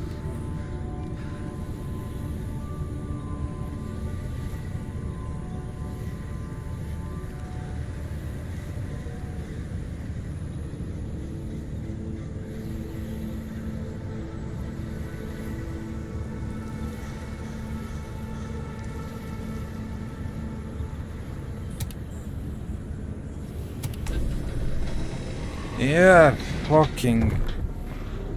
Oh. I still don't know how. So, looking on the image, and this one on the top.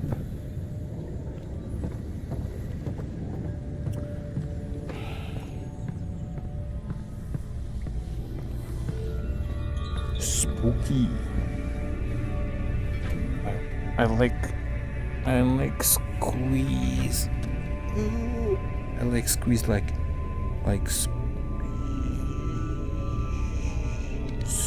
squeeze.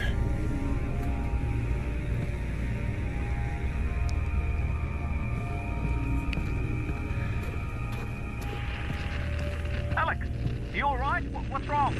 I'm fine, Russell. What's up? I'm losing your signal. Alyx? Alyx? If you can still hear me, keep heading in the same direction and try to get above ground. Russell? Russell? Wait. It's too heavy.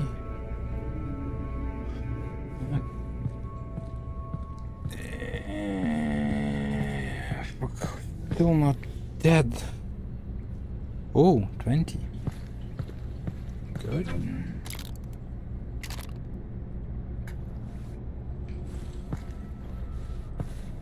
Need 10 more. If I...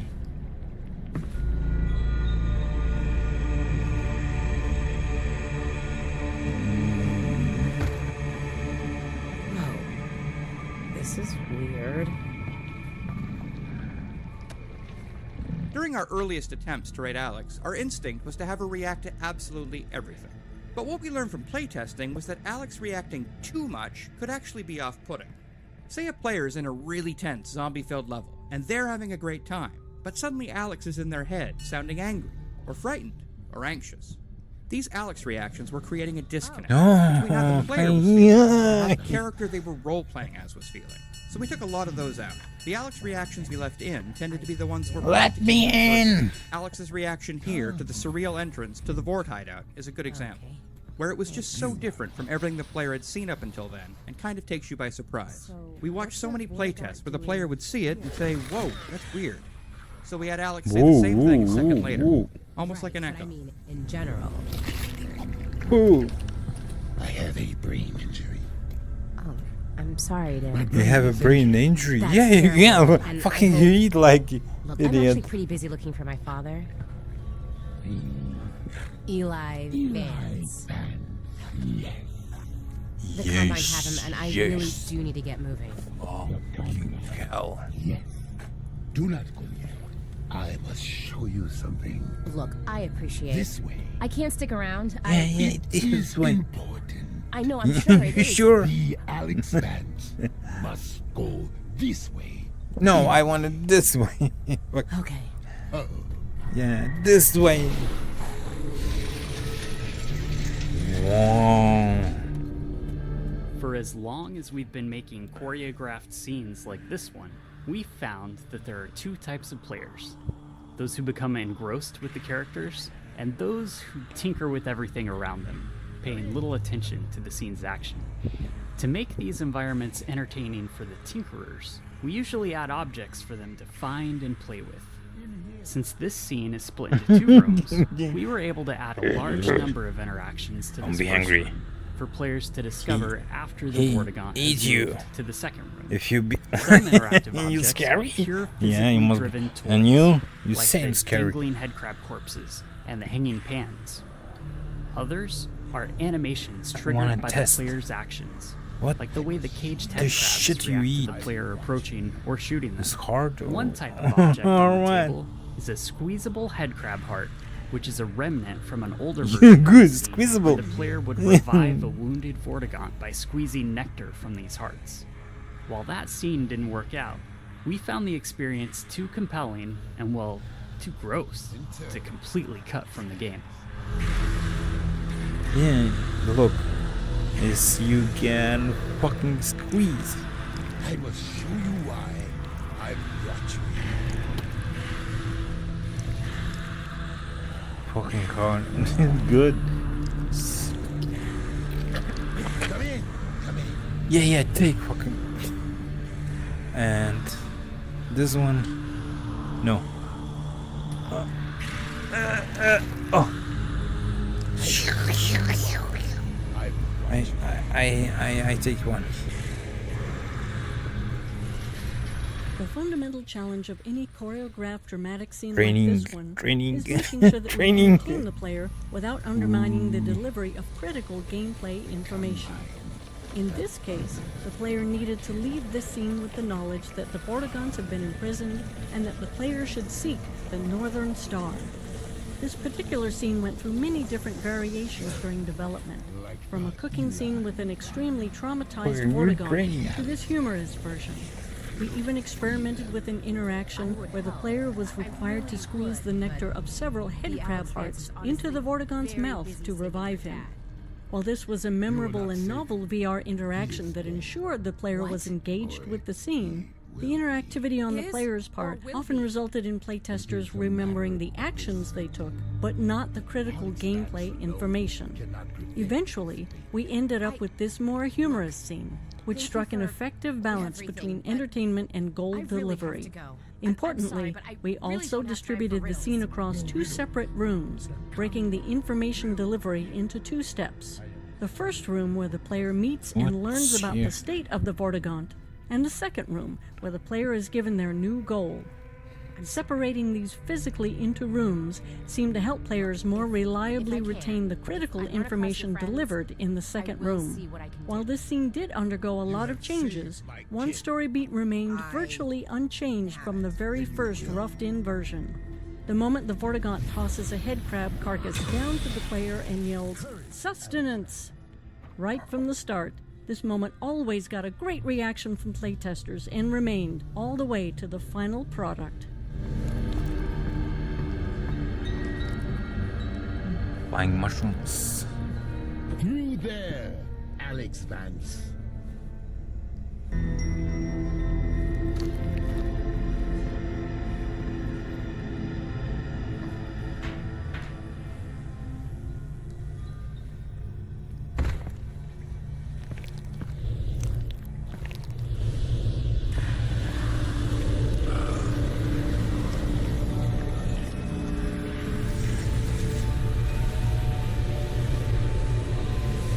I will help the Alyx Vance.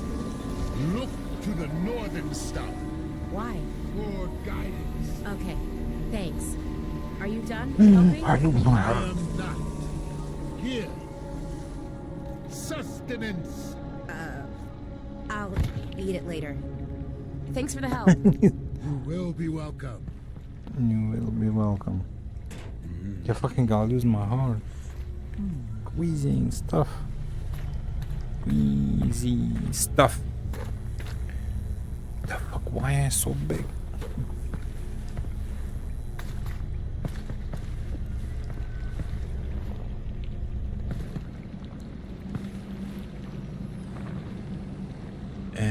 I jump. No. No. No. No.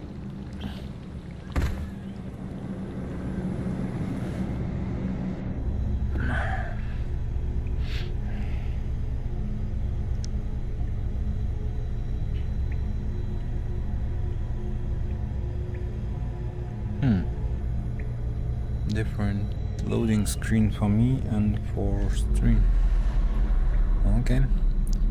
Well, is or will be is on. Goody, goody. Oh. Fucking metallic. Alyx! Crap. Alyx, the signal's back. Can you hear me? Are you okay? Russell, I'm good. How's Dad? They've got him on the train. He's on the move. You've got to find Fairview Junction before they get there. I'm working on it.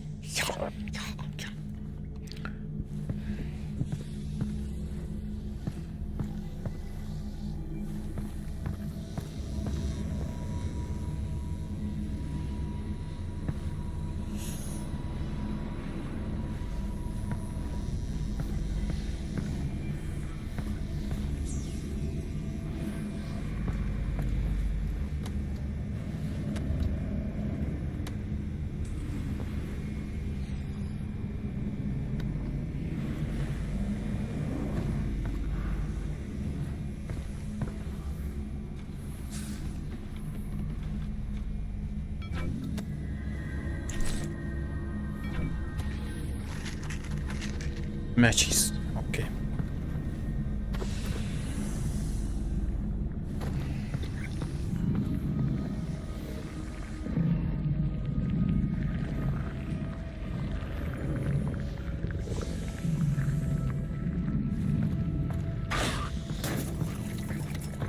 Oh. So anything happened when you cut out?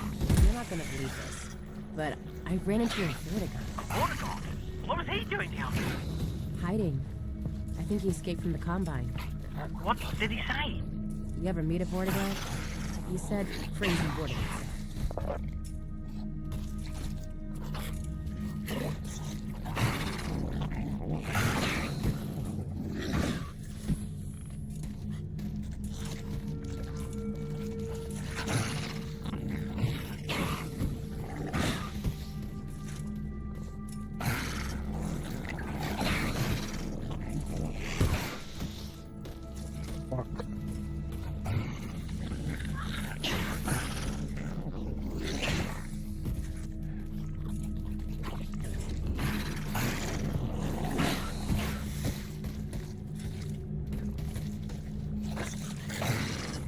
We spend time on every game design element thinking about how the player is expected to learn of its existence and understand its details. Some design elements are so important that the game experience will break if the player doesn't understand them, while others may just be fun diversions or rewards for exploring the game's systems. Any required element will require work on our part to teach the player. In Half-Life, we try to teach elements in ways that feel as natural as possible, entwined within the core flow of the game so that you don't feel like the game just stopped to teach you something. We don't always succeed, but the attempts usually lead us somewhere interesting. In this case, we need to teach the players about the armored headcrab. The key elements that we want them to understand are that the headcrab is invulnerable on the top, but has a weak spot on its belly. We would also like the player to learn that the headcrab exposes its weak spot right before it jumps, but this isn't required. The player can fall back to shooting the weak spot as the headcrab scrambles around after a leap.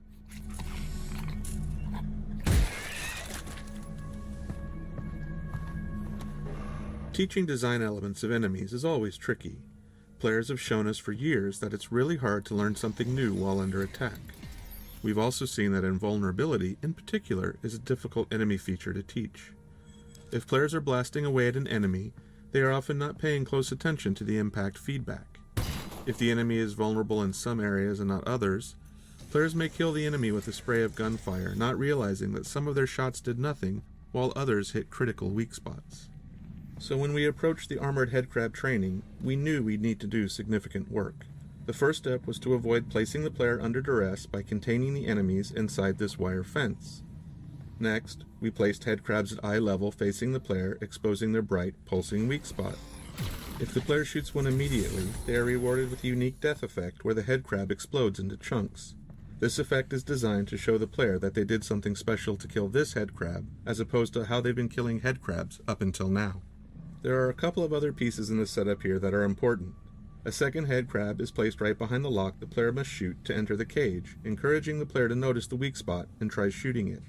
2 more headcrabs are loose in the cage, scripted to repeatedly attack invisible points on the wire fence. This ensures they are constantly demonstrating the way they expose their weak points before they leap, and this allows players to practice hitting the weak spot from behind the safety of the fence. With any section of natural entwined training, we've observed that there's rarely any one thing that succeeds in teaching all players, nor do 100% of players leave with the perfect understanding we'd like.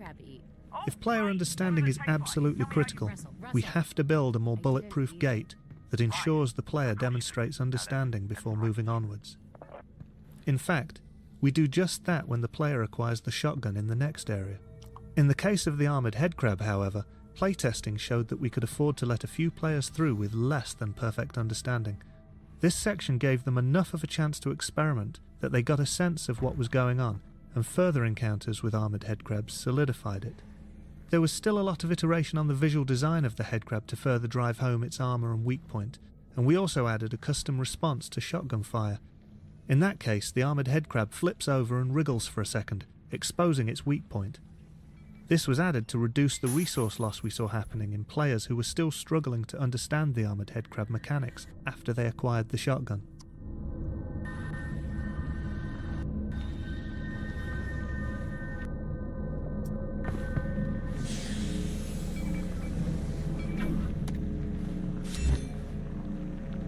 $21, 9 more.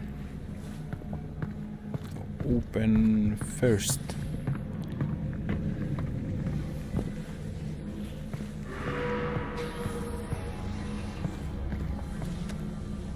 One challenge we always face when giving a new weapon or tool to the player is ensuring that they collect it before moving on. In these cases, we try to establish some kind of gate that the player can only get past using the new item. This can be especially tricky in cases where we are giving the player a new tool that doesn't fundamentally change their capabilities, as in the case of the shotgun, where almost everything that can be done with the shotgun can also be done with the pistol. In contrast, the pistol gate, where the player had to acquire the pistol before being able to shoot the lock off of the fence back at Russell's lab, was simple to design and execute. For this shotgun gate, we not only needed to ensure that the player collected the shotgun, but also that they learned how to load it before proceeding. We playtested a number of approaches to teaching the reload mechanics during combat, and repeatedly found that it didn't work. When faced with learning a new, complex task under duress, players would retreat back to using their pistol, which was a known quantity to them. Once the player has collected the shotgun, they are only halfway through the shotgun gate. Next, they need to learn how to reload it. To drive home the necessity for the player to learn how to use this new weapon, we added an incoming threat, using a variety of audio and visual effects to sell it. While our goal is to make the player feel like they have a limited amount of time, the time pressure is entirely fake, and everything proceeds based on the player's progress in loading the shotgun for the first time. Once the shotgun has been loaded, a short timer starts, after which zombies burst through the walls. If the player happens to look at the walls before that timer is up, we abort the timer and introduce the zombies. The combination of a timer and a look trigger is a common trick used in places where we'd like the player to see a neat visual moment, but we can't wait forever, or the game simply won't progress. The breaking of the walls by the zombies is the final step in opening the shotgun gate. Having new enemies open the way forward when they enter the player's space is a fairly tried and true method, but it's never one we're particularly happy with.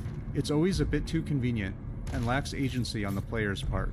But in a setup like this, which contains a novel puzzle, a new weapon, and its associated mechanics, plus an ambush, we're already dealing with a lot of design complexity packed into a small space, and further additions would complicate the scenario even further.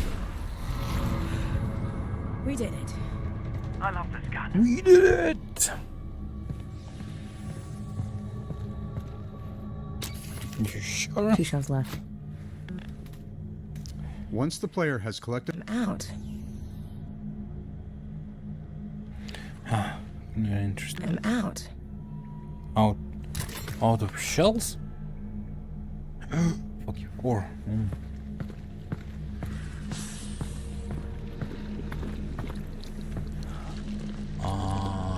If I could remember something on top.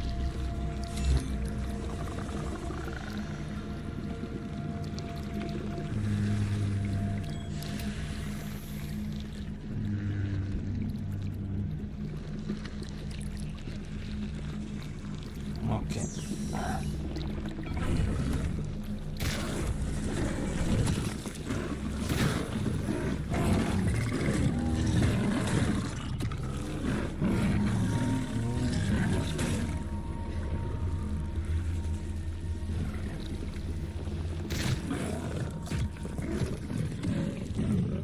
Hit the brake.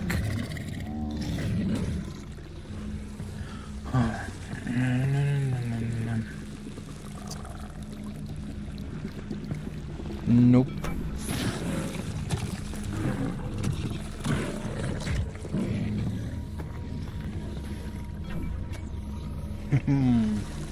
The vodka.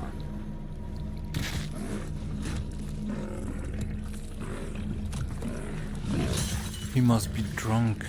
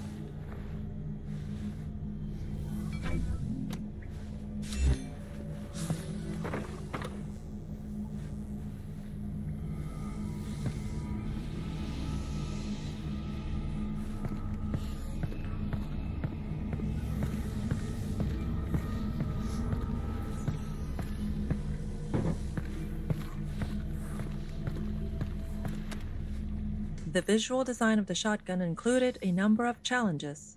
Shotguns in games are generally powerful, and we communicate that power with bulk. As a result, they're big and held in 2 hands. But our experiments with 2-handed VR weaponry didn't reach a level we were satisfied with.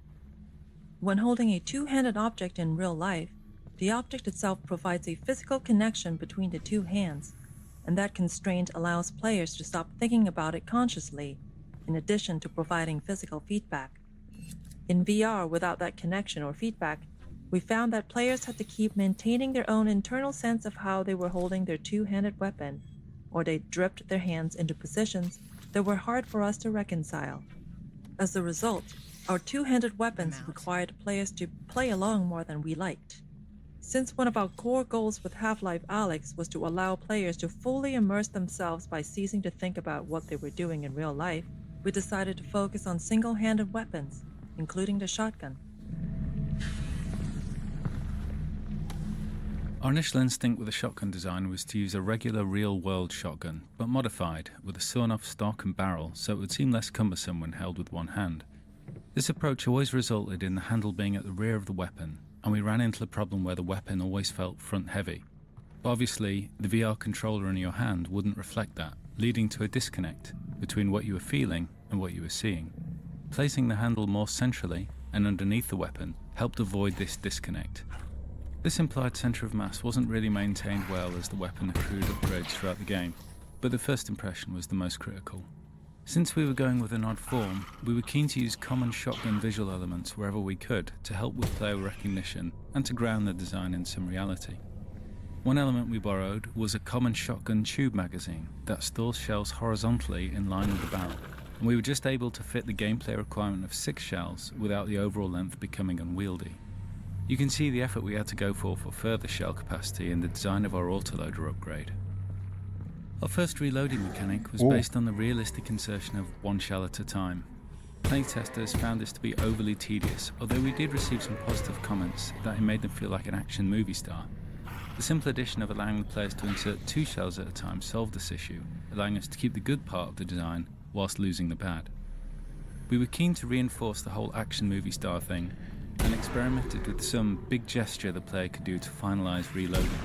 The inclusion of a pop-up mechanism allowed us to add an additional step to the reload that further separated it from our other weapons, yet had a satisfying flick of the wrist to complete the action.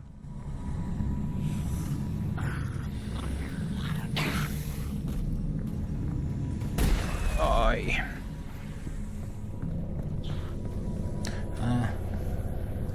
Let me life. Out of shells.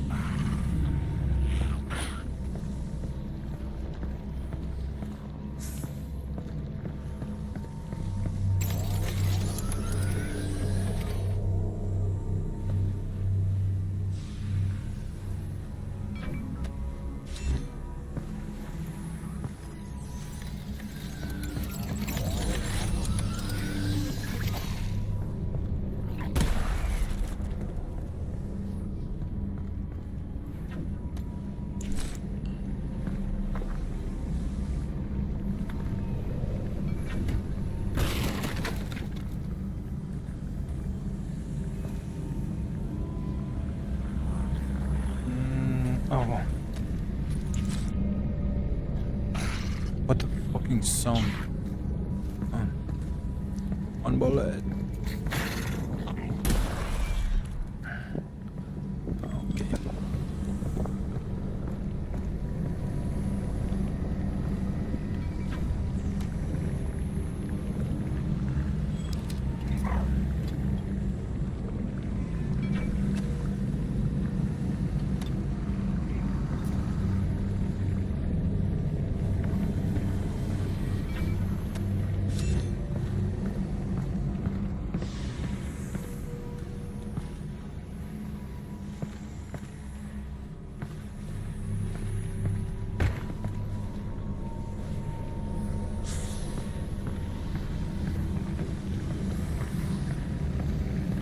Fucking 25. 5 more.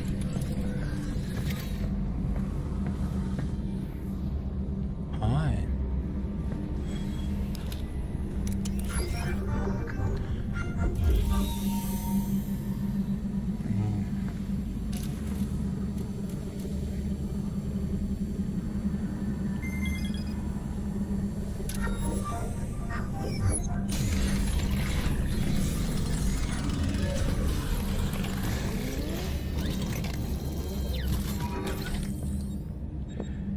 Double shot.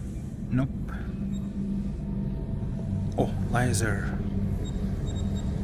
Oh wait. Auto loader. Grenade launcher. Grenade shit. Auto launcher. Good, but needs 30. Double shot. Fucking don't remember double shot.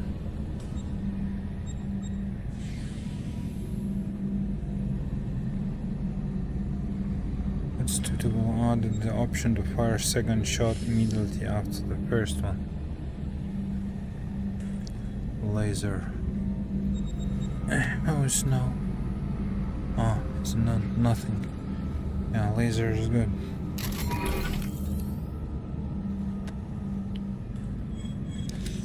Pistol.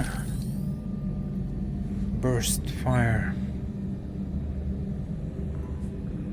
No, shit.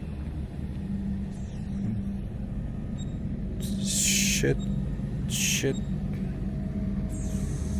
Better reservation hold 10. Ah, yeah, good. And laser 35. Then this one. Laser. Maybe fucking wait a little bit. The loader.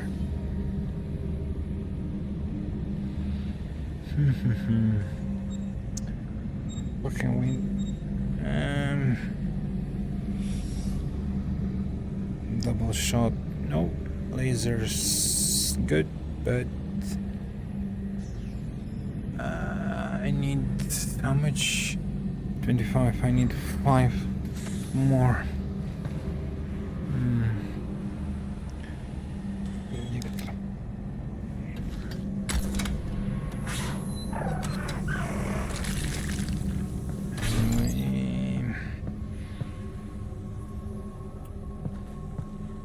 Okay, maybe I found 5. Maybe not.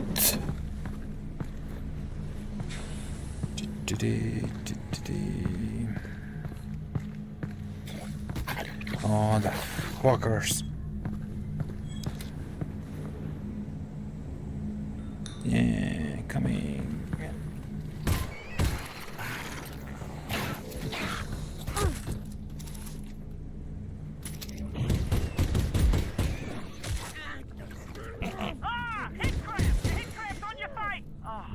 I know, it's fucking getting up on me. I'm okay. It was on your face and it was disgusting. Yeah, it was. Yeah, it was. My mistake.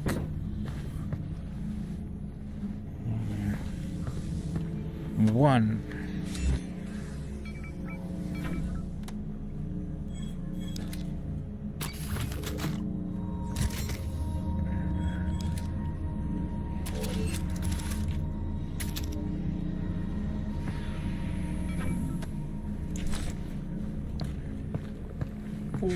More.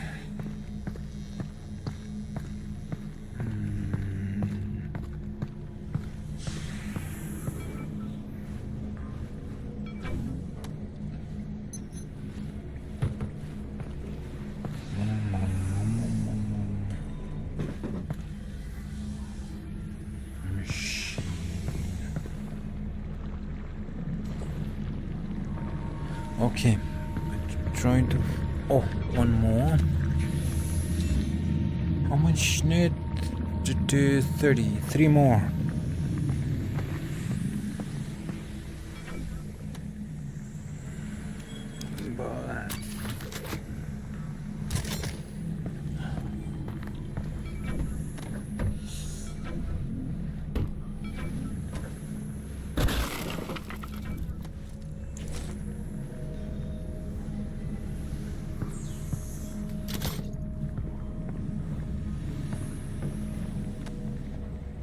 As with the shotgun and the pistol, we needed a gate for the flashlight to ensure the player couldn't proceed without it. We tried a number of designs around the moment where the player collected the flashlight, but they all ended up being about the player picking up an object, and not specific to that object being a flashlight. Given that the flashlight's primary function is to provide light, we felt the gate needed to be an area of darkness. We also really wanted the player to be excited to get the flashlight, and that meant they had to experience darkness before collecting the flashlight. This turned out to be an interesting challenge because we already had many poorly lit areas prior to this, and now we needed an area that was so dark that players would correctly interpret it as a gate. Our initial implementation was simply to ensure there were no lights within the hallway.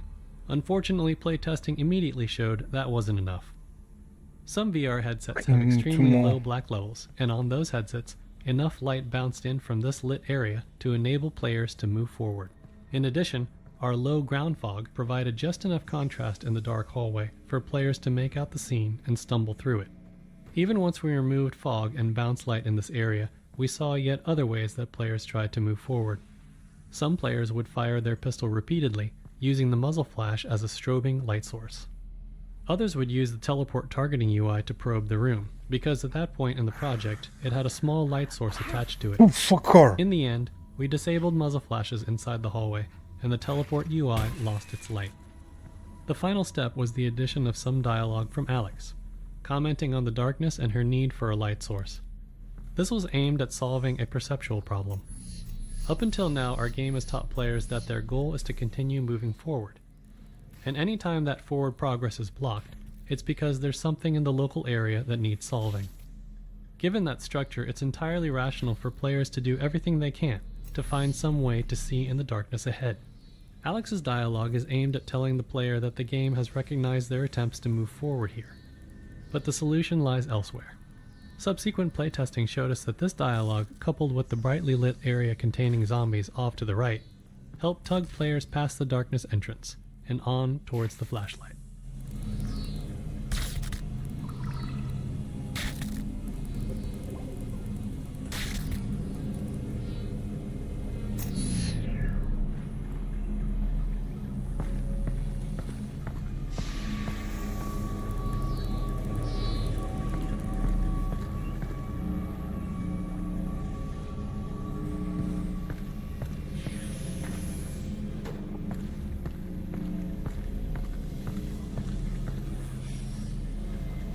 Oh fuck, I forgot to save. Save.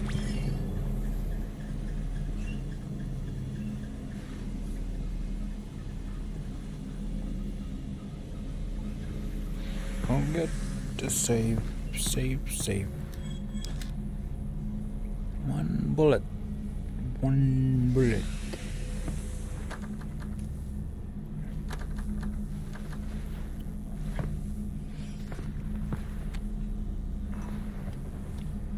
Fucking I want to smoke.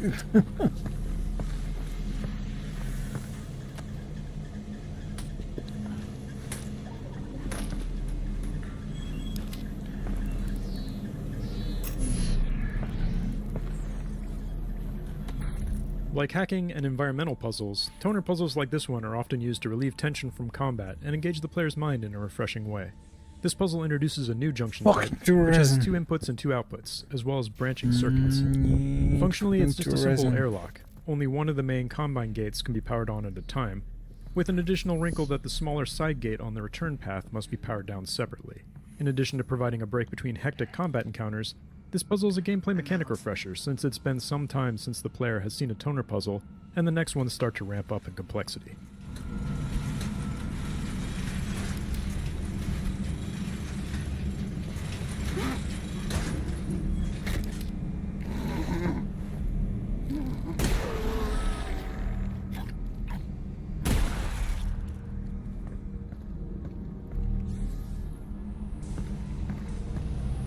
More to resin. Fucking butt. I hope I can return after. Yeah, no bullets. Fucking need a heal. Yeah. Need to return.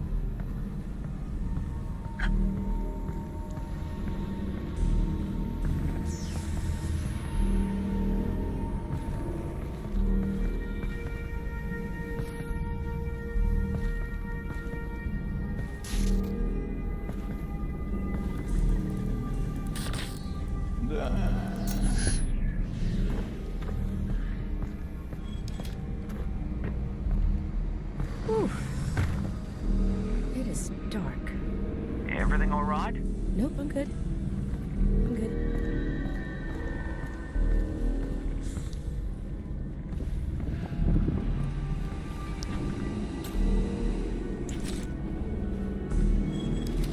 Last 4 shells. Last 2 shells.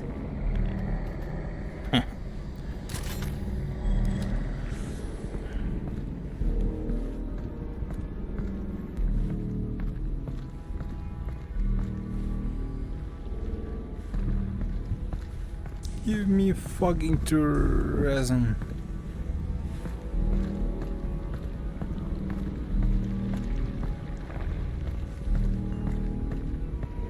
Tourism, please. In prior Half-Life games, the flashlight was attached to the player's body, which meant that it always illuminated the world from the same angle, relative to the player's point of view. With tracked hands in VR, we had the opportunity to let players manipulate the flashlight directly, and playtesters reacted very positively to this new freedom.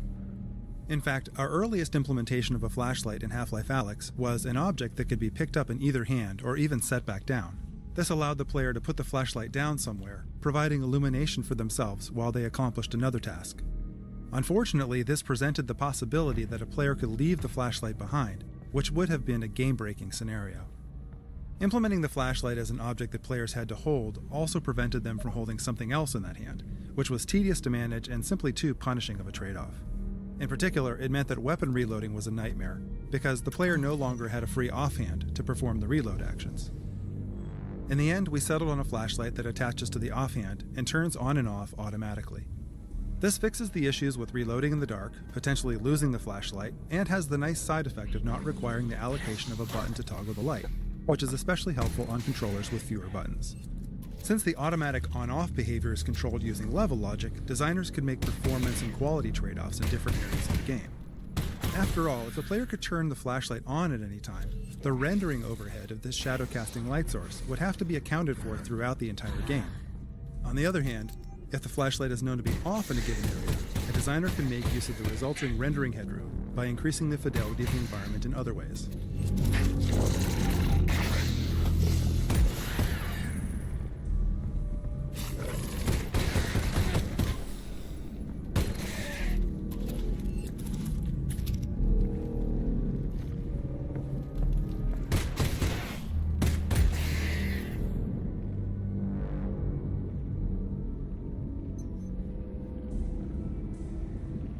Not bad.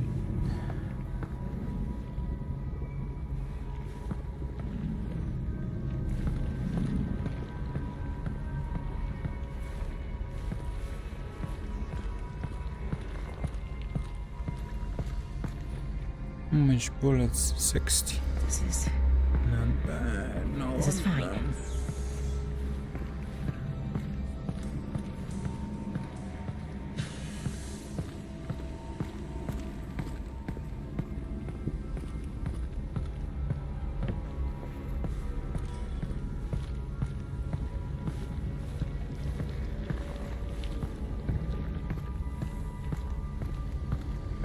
Okay, no resin. It's really dark. Russ? Yeah? Can you just talk? About what? About anything. Literally anything. Well, I think that given our situation, your irrational fear of the dark is actually quite appropriate. You know, I can give you easily 100 reasons to be terrified. Okay, that was my fault. I'll be more specific next time.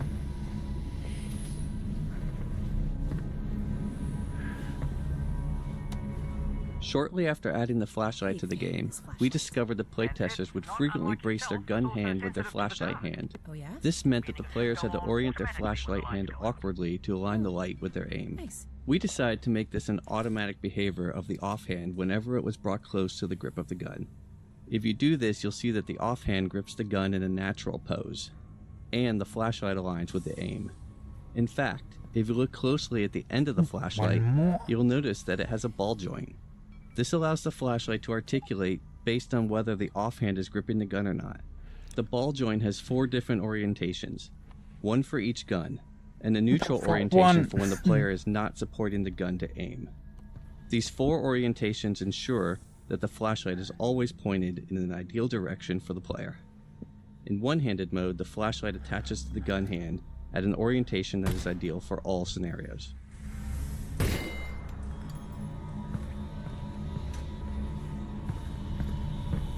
Fucking hell, one. Shitty stuff.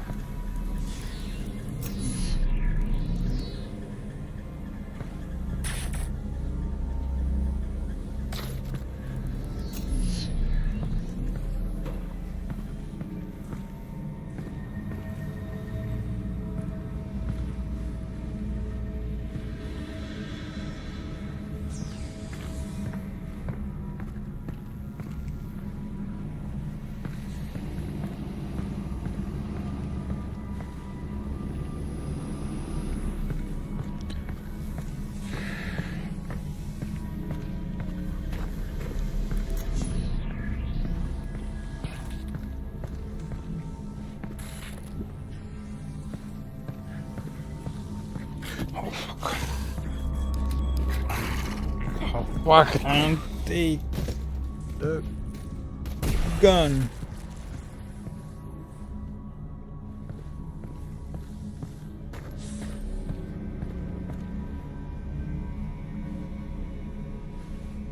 Fuck one resin.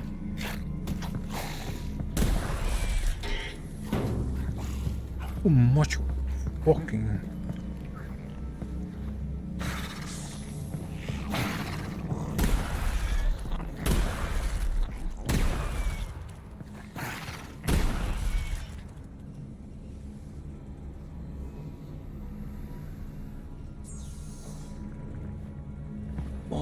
one resin, one.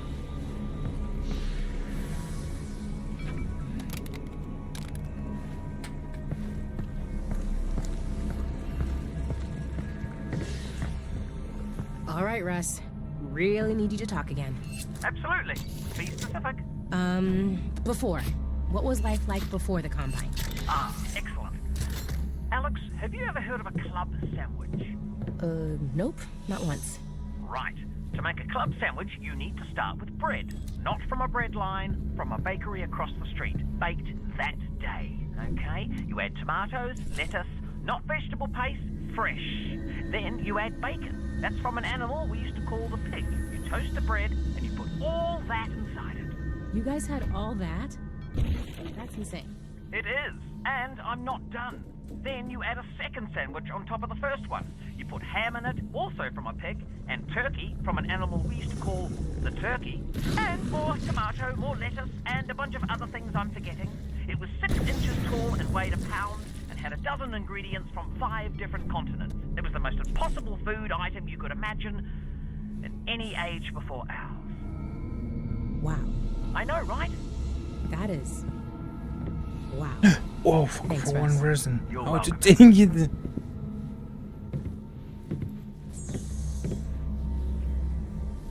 This.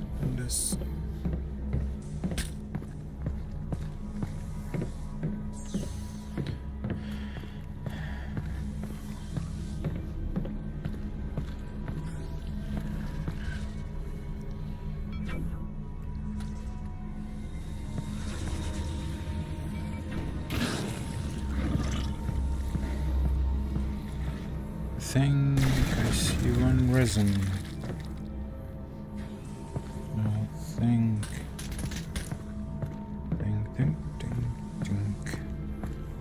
I think something there. Yeah, bullets. I'll take.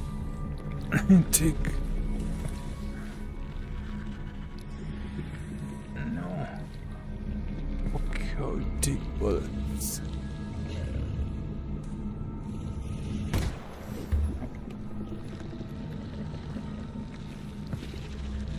Oh, one resin. Yay! I have 30.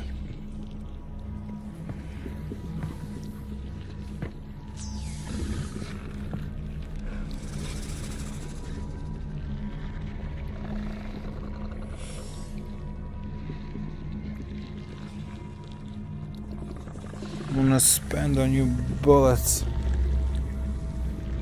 but I don't have anything. Ah, fuck off.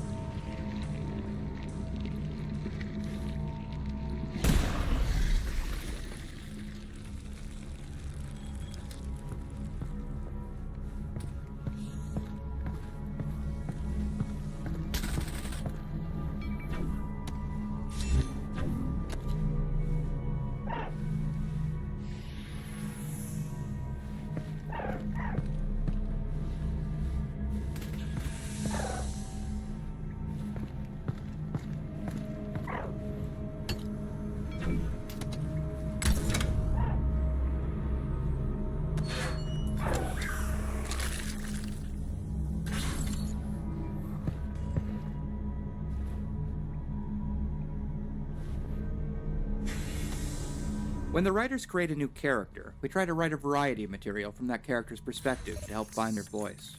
What motivates them? What do they sound like? How do they relate to other characters?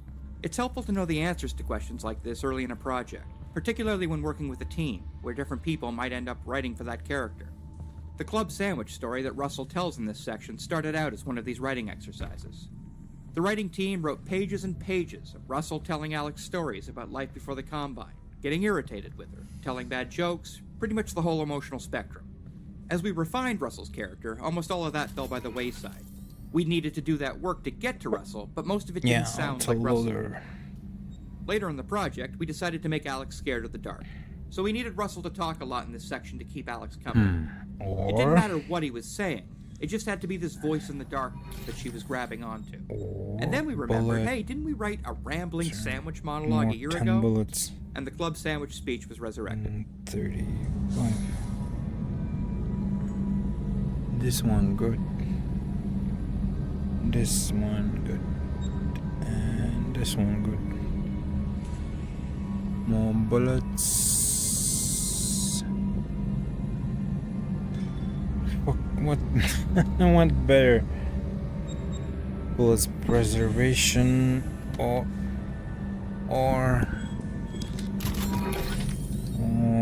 autoloader, bullets preservation. Same shit. Different gun. Pistol.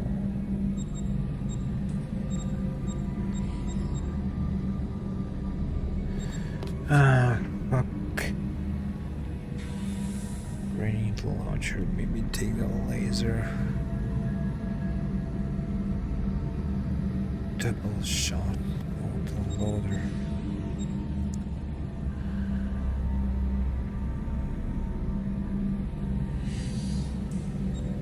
Without the laser.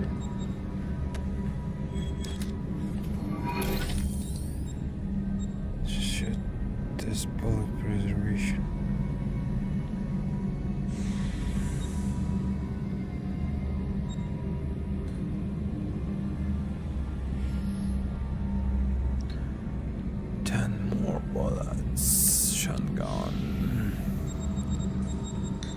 Just remember what I need more on shotgun or on this gun.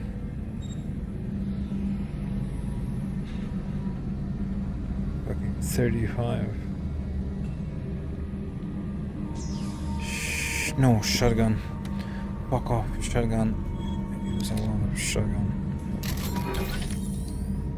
Auto-loader.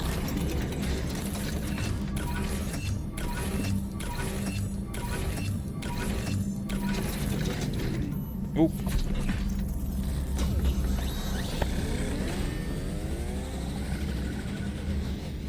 When the writers create a new character, we try to write a variety of material from that character's perspective to help find their voice. What motivates them? What do they sound like? I'm out.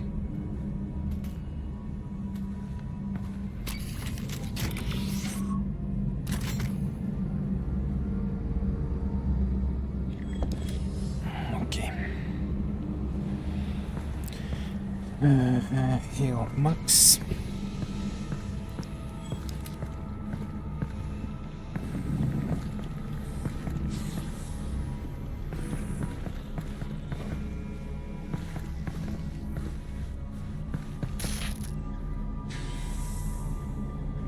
No, I need to go to the dark.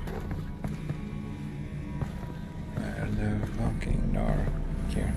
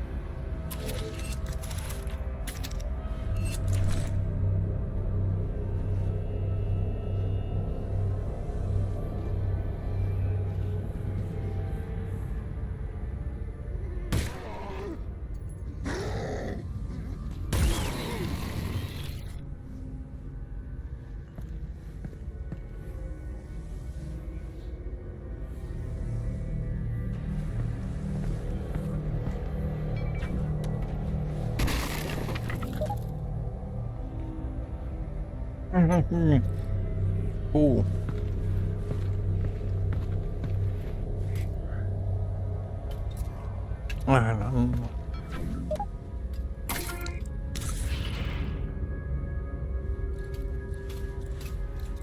Max.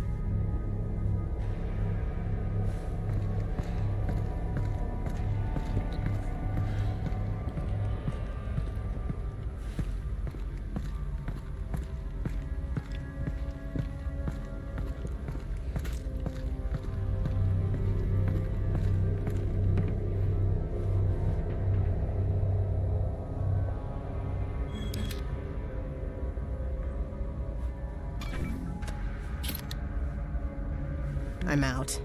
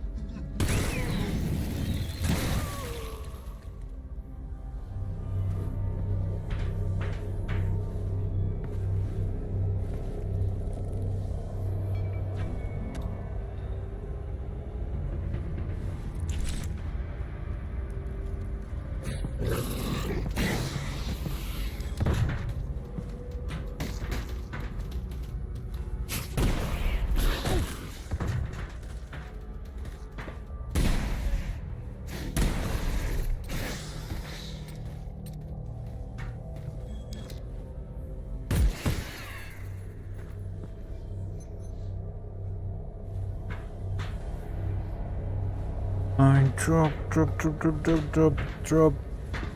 this one somewhere. Oh, present. Missed. Drop.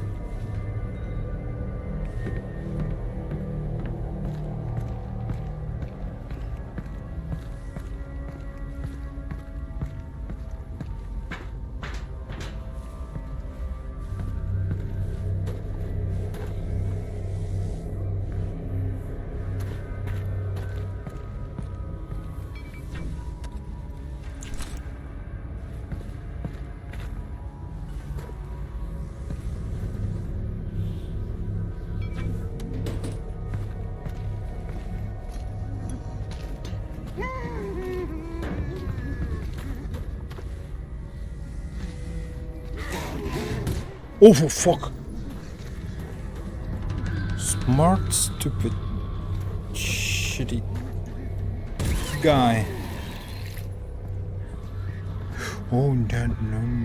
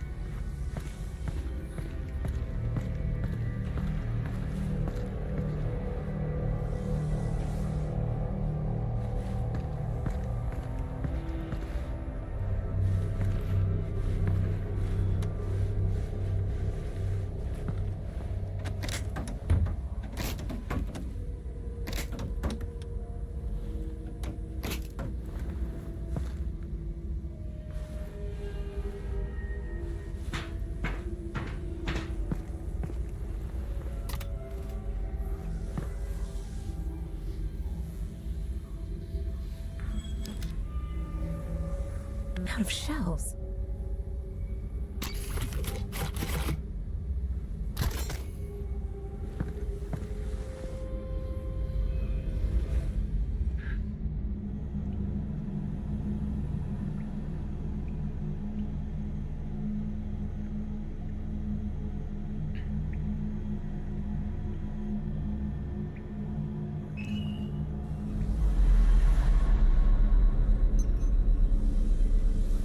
Sight.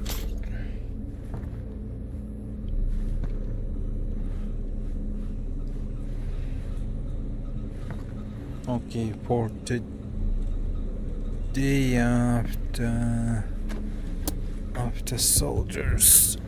Fucking what's inside? Nope. Nothing.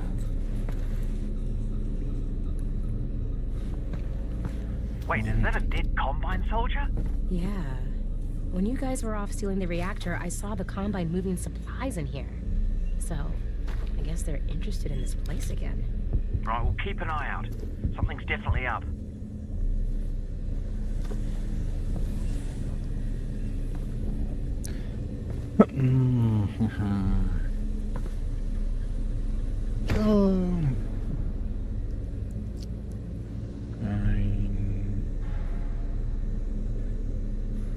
This.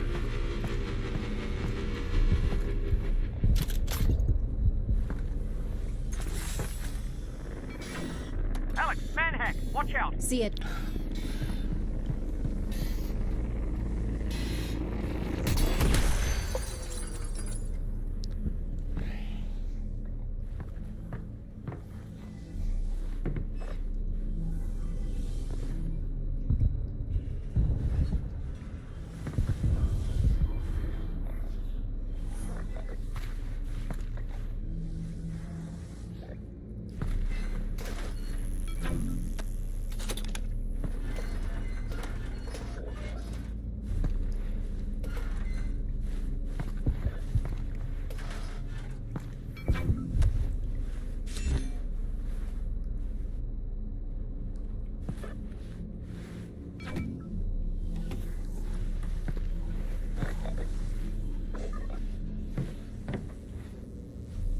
brave.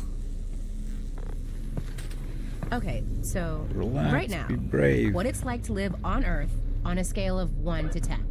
I'd say we're at a 2. Yep, could always get worse. What would you rate it before the Combine showed up? Ooh, that's a toughie. I don't know. Good day? I'd say 6. Yeah, That's strong 6. big. 6? That's not great. What? Well, that's life, Alex. You know, it's not always great. Well, maybe we get the Combine off Earth and we could shoot for like an 8, you know? Ooh, an 8. Yeah, that really would be nice. Really nice.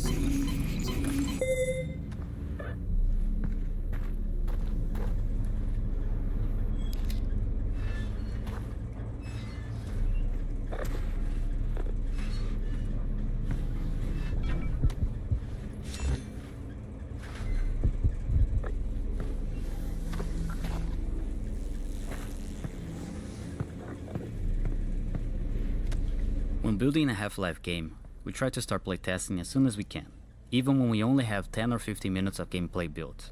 We find it extremely helpful to see how players are reacting to what we've made as soon as possible. One of the major ways playtesting impacted Half-Life Alyx was in revealing how players reacted to the density of interactive elements in the world. Before we began, we were already aware that players would likely spend more time paying attention to the details of the world around them in VR, but we were unprepared for how significant this would be. Seeing some players spend 30 minutes messing around with a single interactive object really opened our eyes. As a result of those playtesting observations, we spent much of our development time focusing on the environment around the player and the level of details and interactivity to be found there. It might seem surprising that we didn't start with the assumption that we wouldn't need to spend that amount of time on the world, but the reality of game development is that we always have a finite amount of time to build a game and we're always making trade-offs. In the ideal case, we spend our finite time on whatever contributes the most to the player's experience. So, playtesting early and thereby getting a better sense of what elements are contributing to the player experience help us understand where to spend the limited time we have. In this case, those early playtests told us to significantly increase the amount we should budget for creating the world details and interactivity.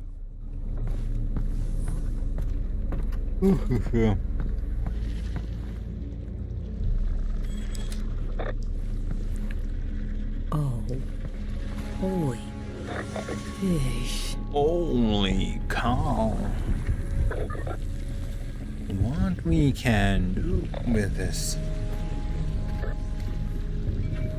Take resin. Okay.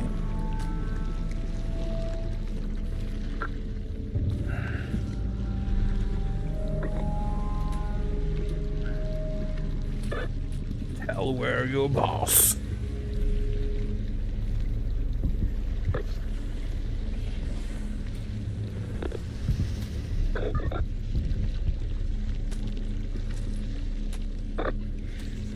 Nope. Grab. Nope.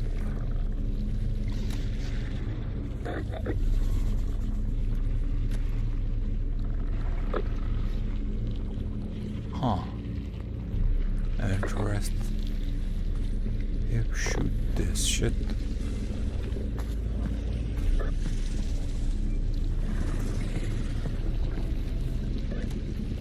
Barnacles are a unique enemy type in Half-Life Alyx in that they are static and often situated above the player's natural view direction. During testing in confined or dimly lit spaces, we often saw players walk into barnacle tongues without noticing them. One way we addressed this was with audio. In particular, we made idle barnacles emit subtle breathing, croaking, and grumbling sounds like the following.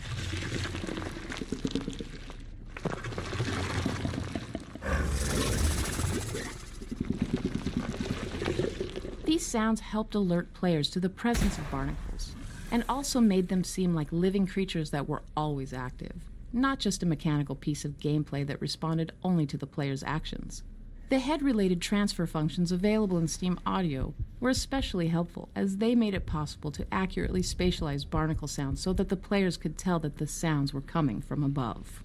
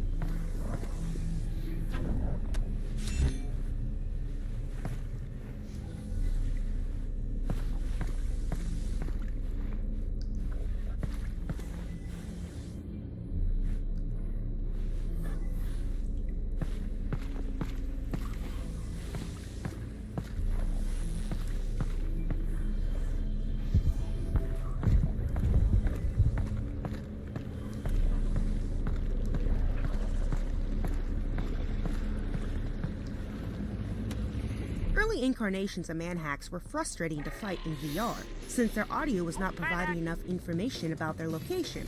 They seemed to appear from nowhere, and even when close to the player, they lacked a dramatic presence. We tried a variety of layered sounds with varying distance fall-offs, but this often created more confusion, especially when multiple manhacks were nearby. Our ultimate solution to the problem consisted of two parts. The first was to make manhacks emit the following alarm-like warning sound when they first came into range or were deployed by a Combine soldier. The second part of our solution was to add more aggressive looping sounds with short fall-off distances. The short fall-off of these sound loops meant that this specific component of manhack's sound treatment would only be audible quite near the player. Thus, when players heard these sounds, they knew that manhacks had begun hunting them, and one or more was getting close enough to be of concern.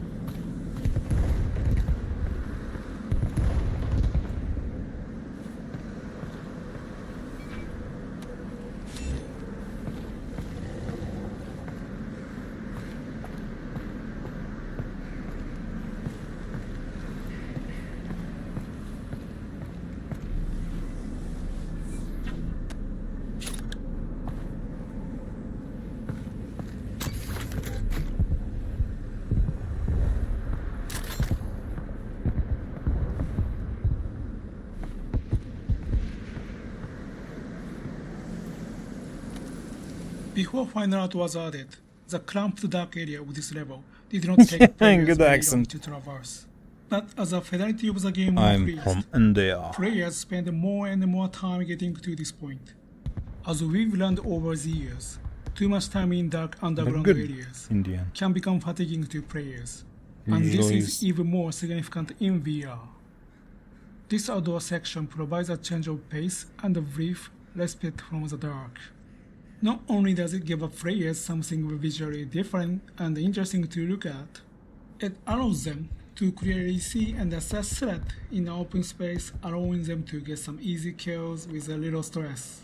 It was also important to provide some variety here, as players are about to head into dark area that requires precision shooting and flashlight usage.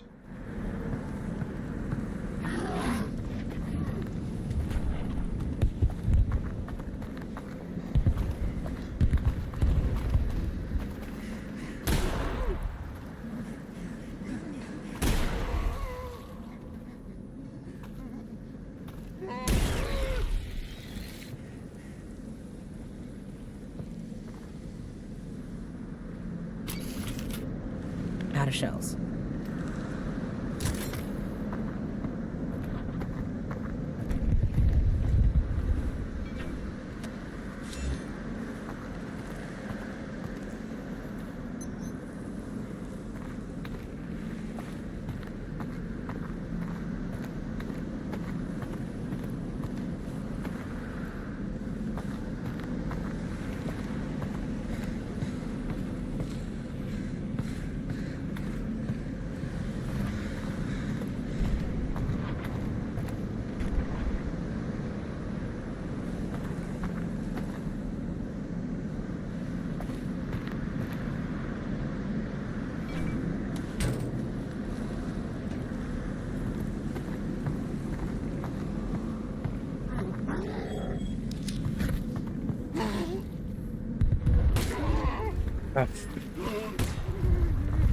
Fucker.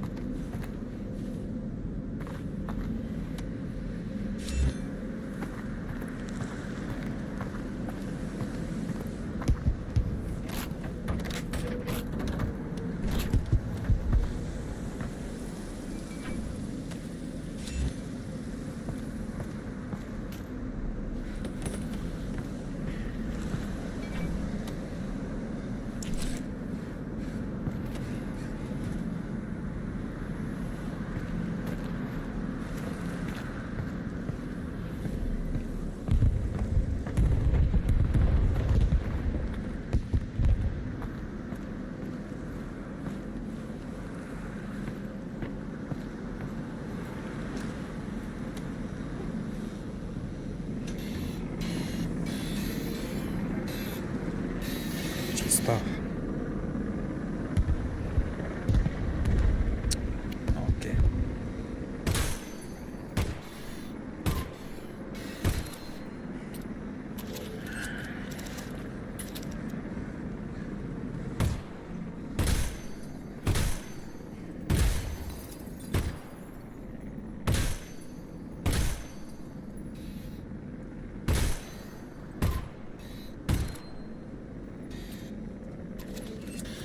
You're wasting the bullets.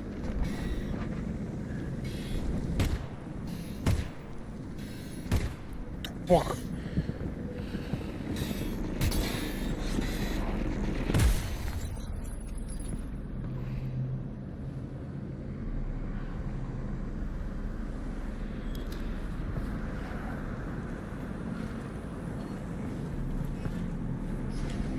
What you hiding here?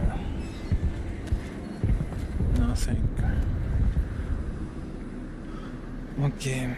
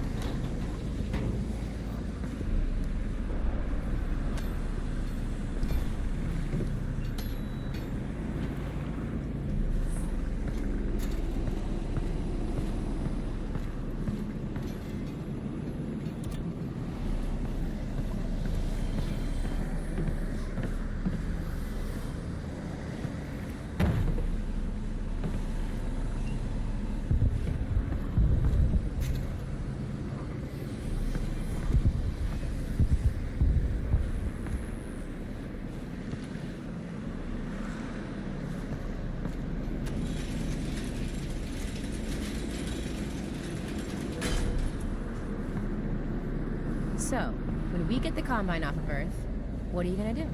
I'm going full production mode on the Russells, of course. Oh, of course. You'll be sitting on a landmine. Gold mine, yep. So here's the plan. Conservative estimate, I figure 1 year to get the world unconquered by the Combine, get them off the planet, so that's year 1, then another year to mass produce the Russells. Although, just quietly, we will need to rebuild society first, you know, to get some basic infrastructure, jobs, money, that sort of thing. Otherwise people won't be able to buy them, you know. So, yeah, 3-year plan. Let's slot the infrastructure thing in for year 2. Oh, yeah, definitely. You're gonna want to put that in year 2. This section, with a multitude of explosive barrels embedded in Zen overgrowth, was designed to switch up player expectations and change the pacing of the level. Prior to this point in the game, explosive barrels and canisters were used as offensive weapons. In this space, they're deadly to the player.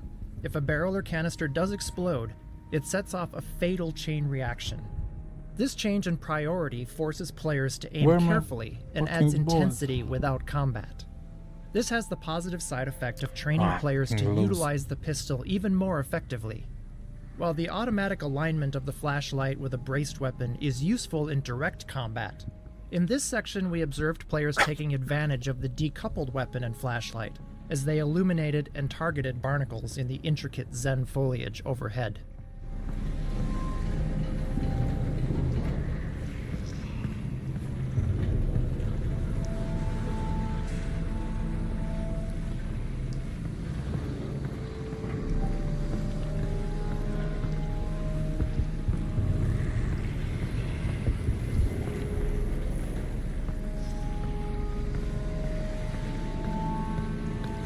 Oh boy. Oi. Getting dark again. Oops. Oopsie.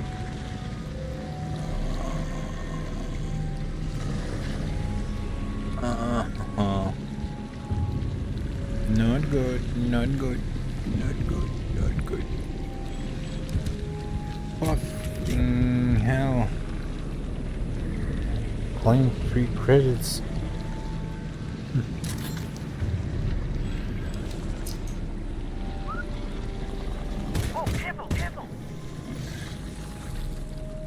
Don't fucking vomit on me.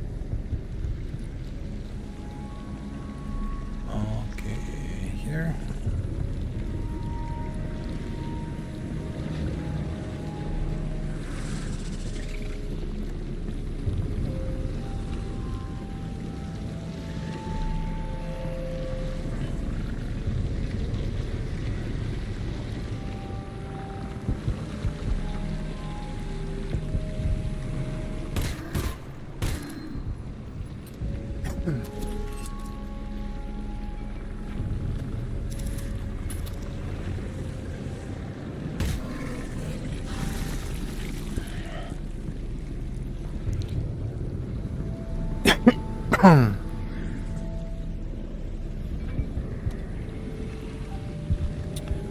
Oh, fucking asshole.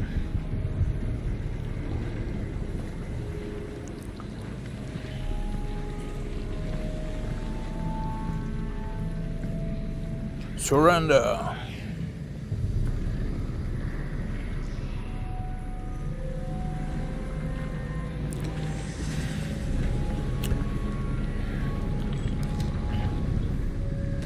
Take this and fucking hold.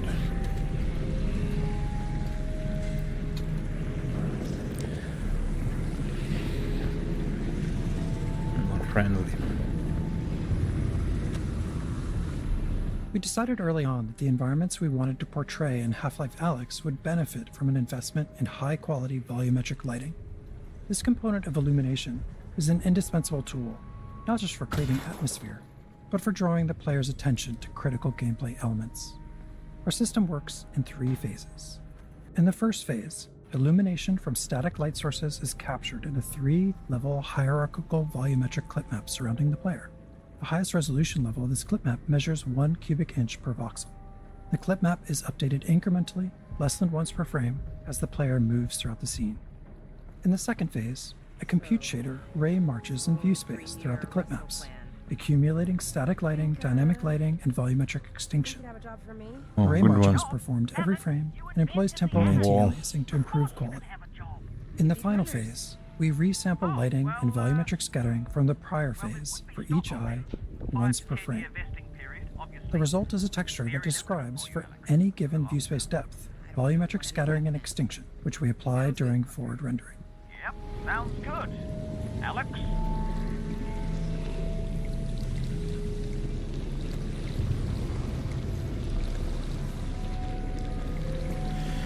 Ah, fuck.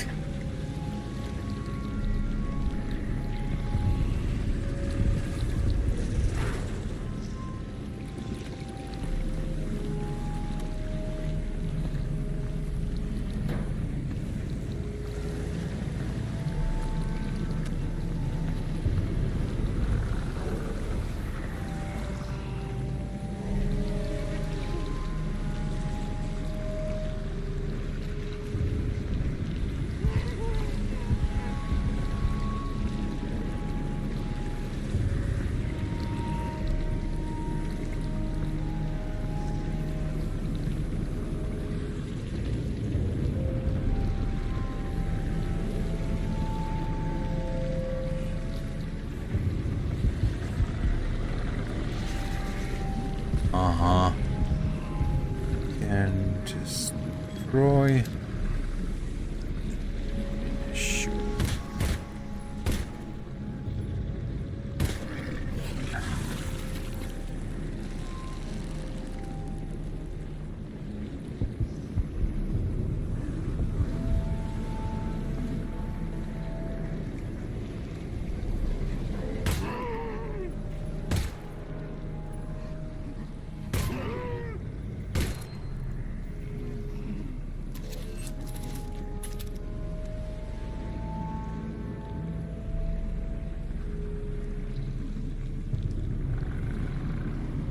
We decided early on that the environments we wanted to portray in Half-Life Alyx would benefit from an investment in high-quality volumetric lighting.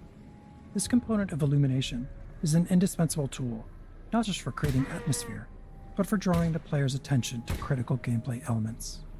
Our system works in 3 phases. In the first phase, illumination from static light sources is captured in a 3-level hierarchical volumetric clip map surrounding the player. The highest resolution level of this clip map measures 1 cubic inch per voxel.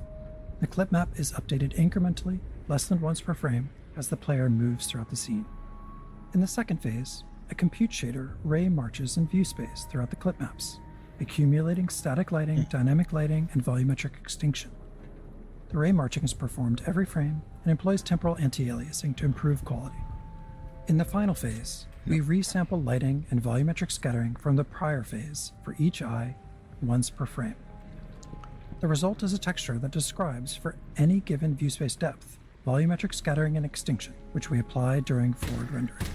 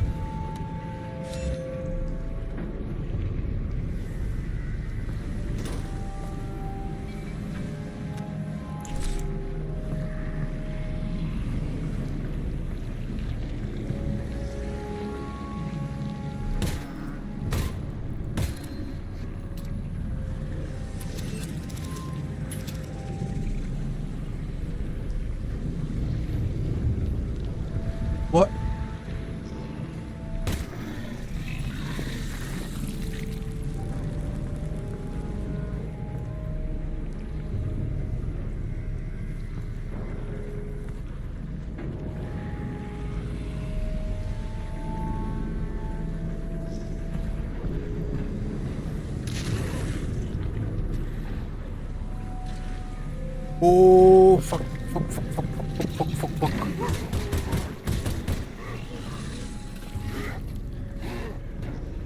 Don't fucking...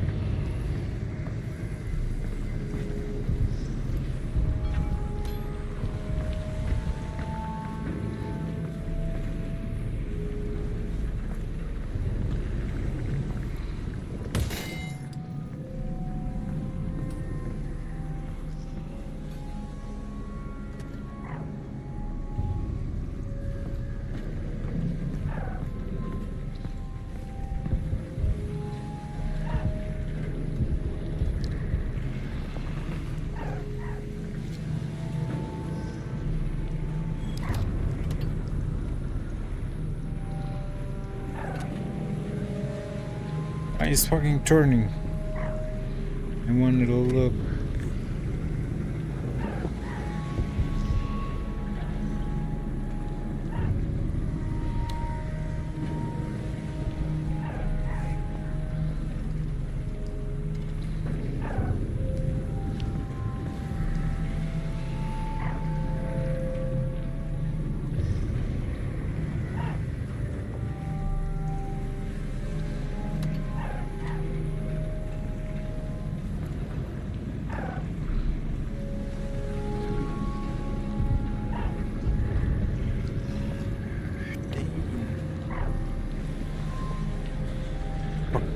Need a heal, but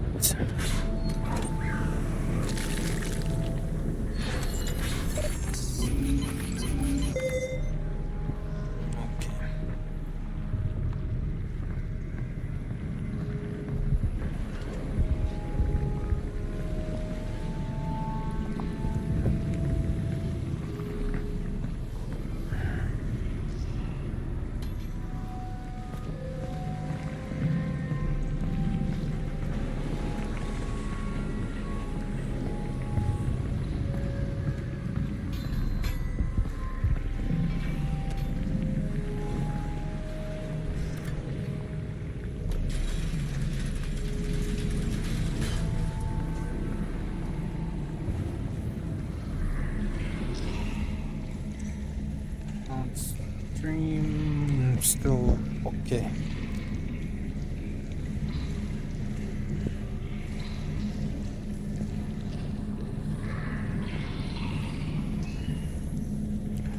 Trigger.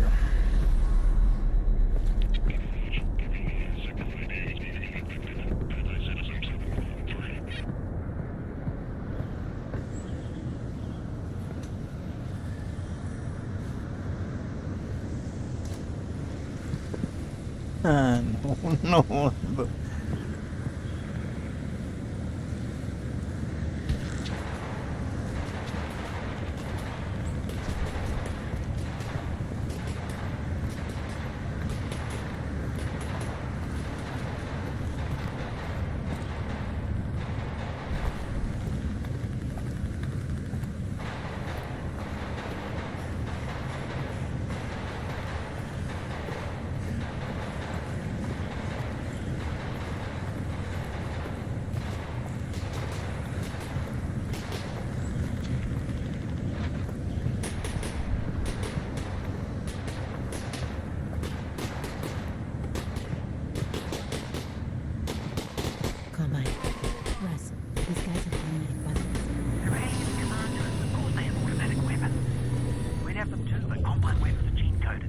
out of luck. Unless you find one that's unbonded, or you're open to some minor genetic modification. I'm good, Russ. I'm just gonna roll with these genes that I've got.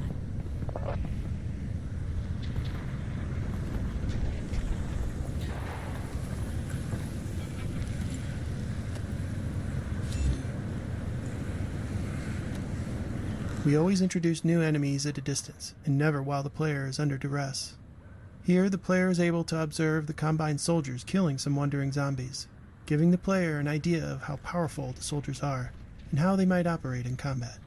We located the Combine far enough away that it was plausible that they would not notice the player, but close enough that the player could choose to engage, but remain relatively safe from return fire.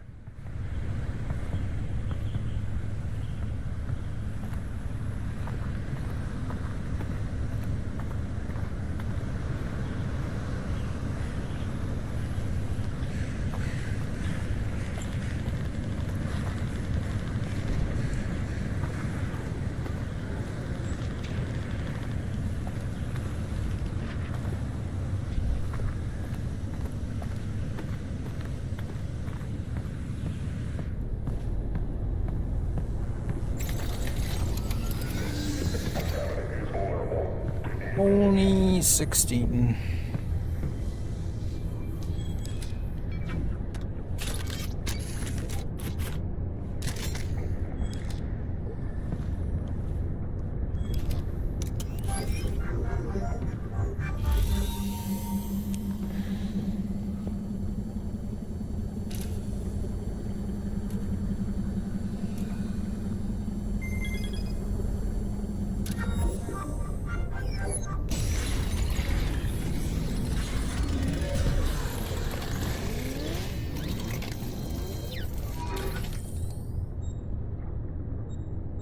Nope.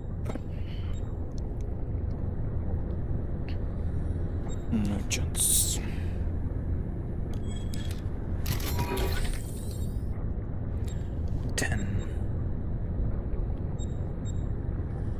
Yes. Yes.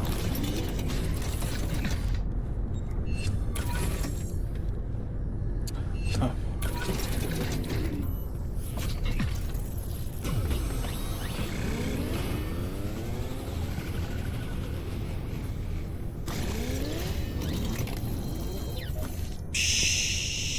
Combine do know how to upgrade a gun, I'll give them that.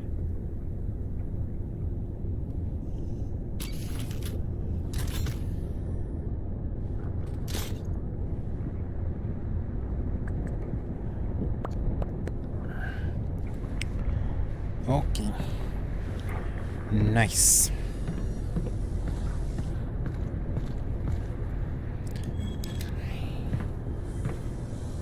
Only not nice. I do not have a fucking bullets.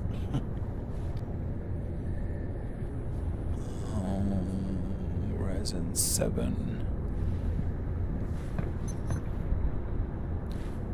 7, 10. Yep. The first encounter with a Combine soldier caused a number of issues in playtesting. The biggest one was that players were often surprised when the soldiers started shooting at them. Some players who were new to the Half-Life series had no idea who these soldiers were, but it's also been hours of game time since players saw another human, and we found that many players weren't willing to immediately start shooting.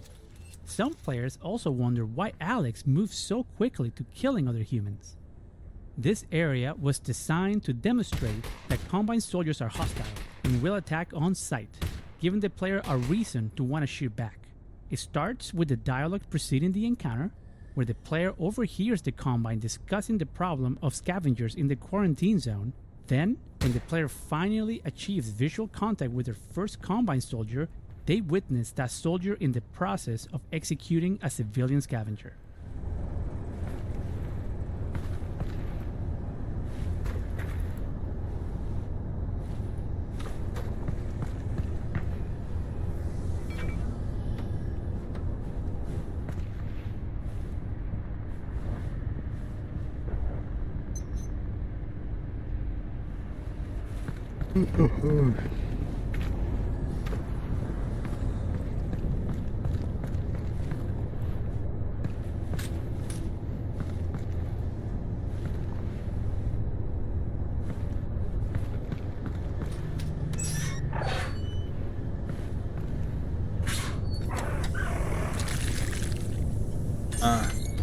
people. A little bit.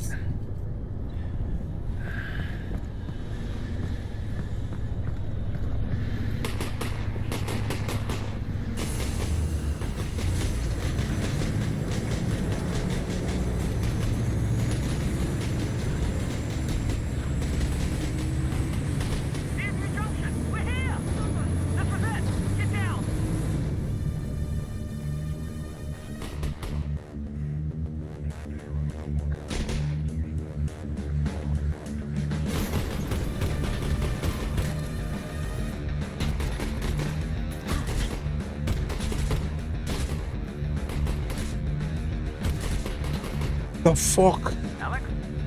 Alex, you still there? No, I'm dead. Oh, fucking 4 o'clock in the morning.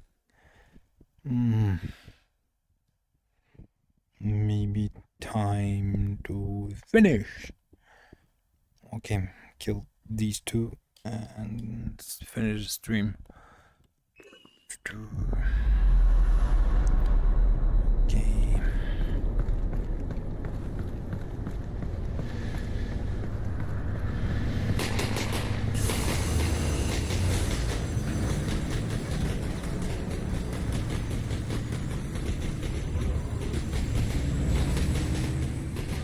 Deerview Junction, we're here!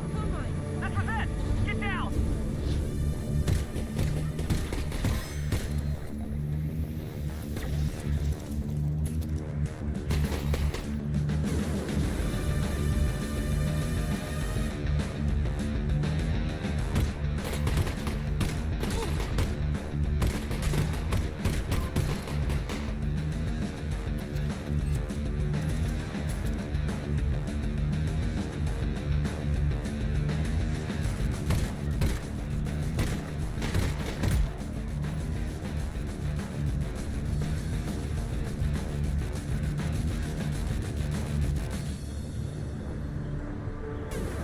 All dead.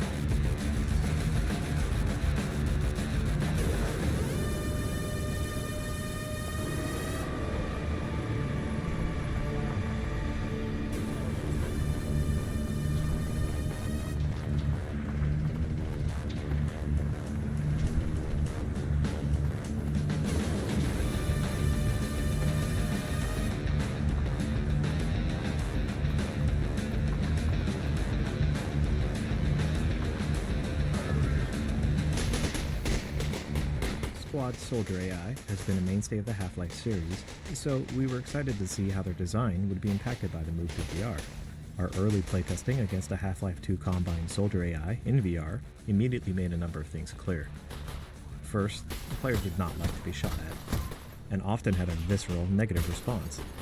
The soldiers frequently ran at players at full speed, firing all the while, and we discovered that the speed of Half-Life 2 combat was simply too overwhelming in VR.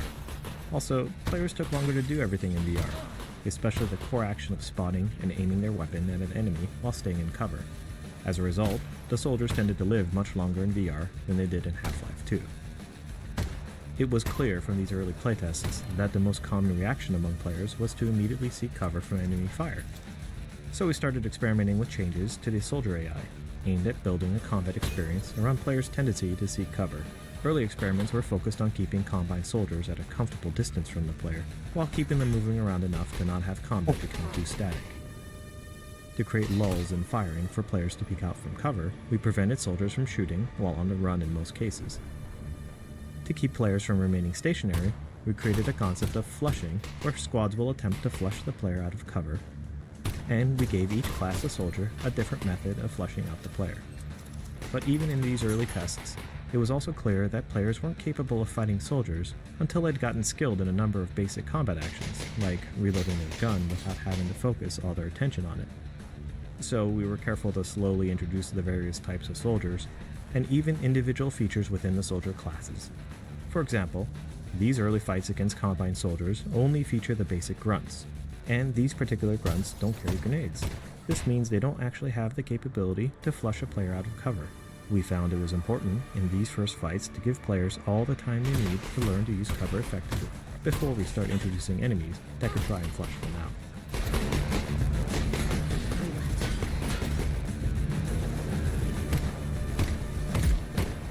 Oh, I think that's the last of them. Good, because we don't have much time.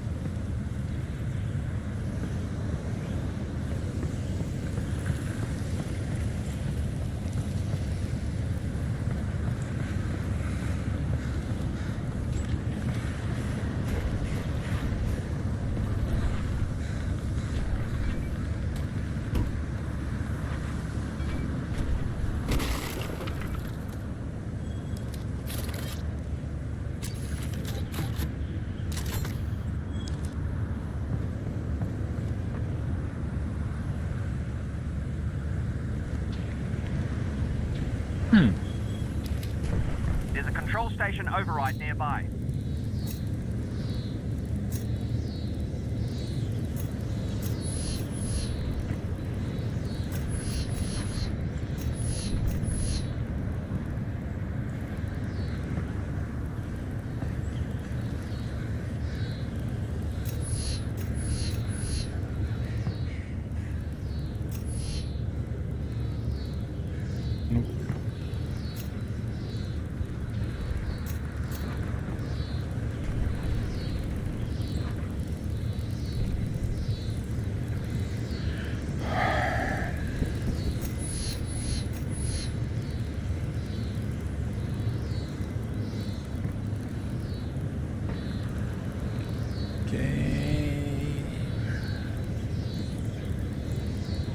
Not okay.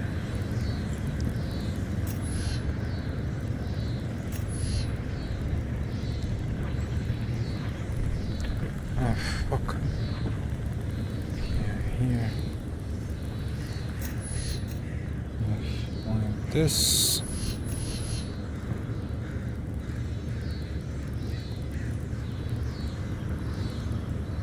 No, must be...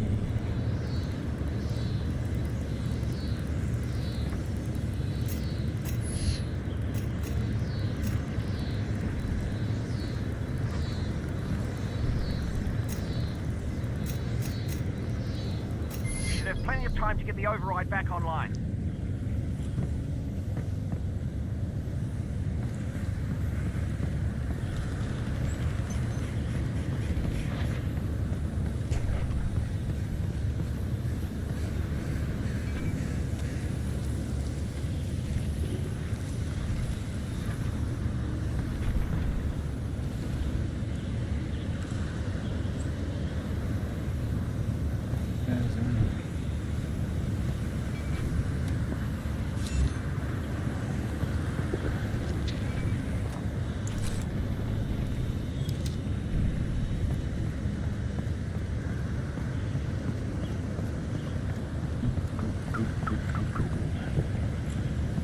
I'll be able to stop the train right here. You sure you can do that? Absolutely. You just need to activate the terminal. Nice. Then you'll need to be ready for a fight. They're not going to give up your dad easily. I'll be ready.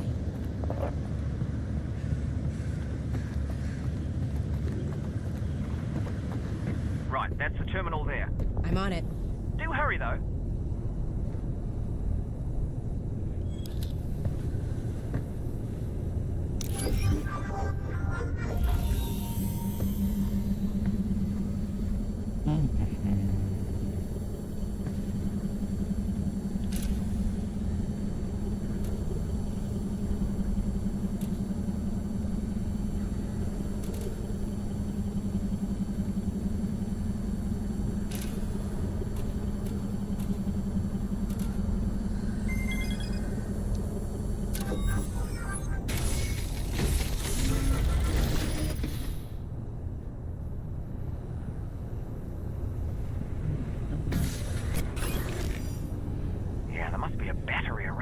somewhere.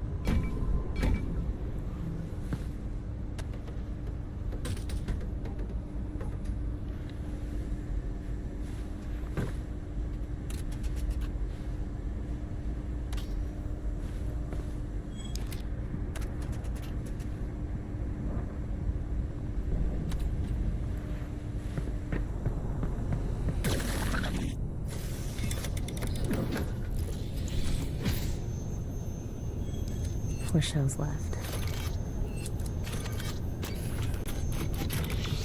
Out of shells.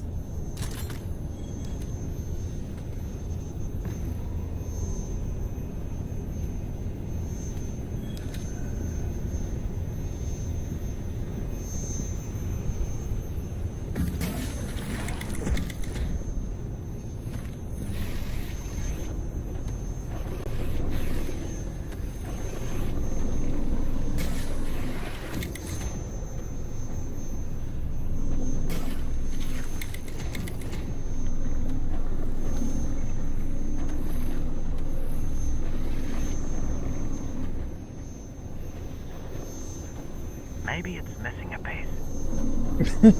Yeah, I know. Like missing piece.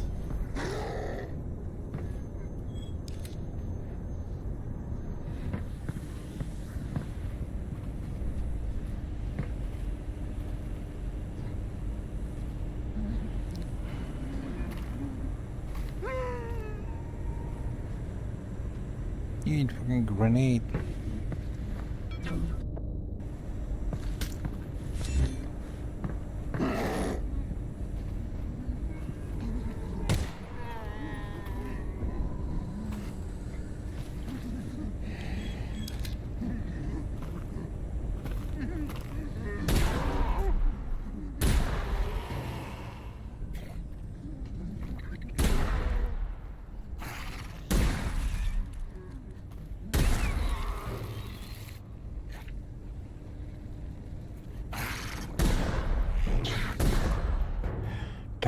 Fuck.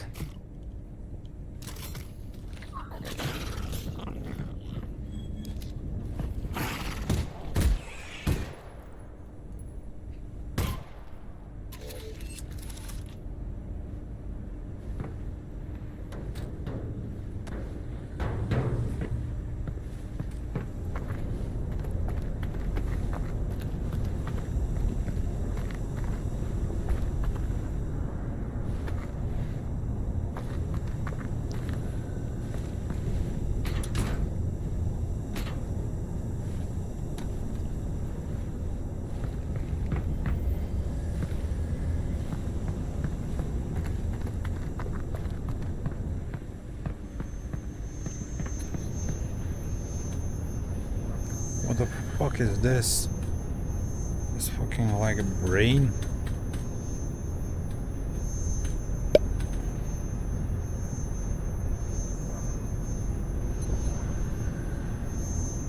Why is moving his brain? Okay, no worries. But the train is coming. Just get me in. It'll only take a second. You're doing great. Yep, doing great. No worries. No worries. No worries. No worries.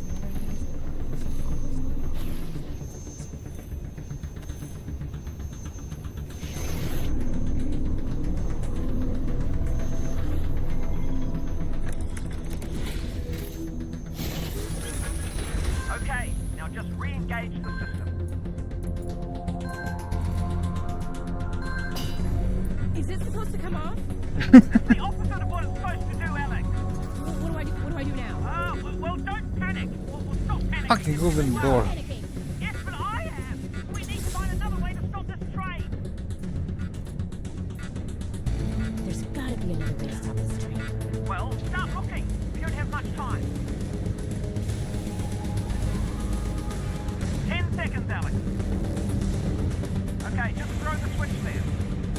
seconds. It won't stay. You've got to hold it down.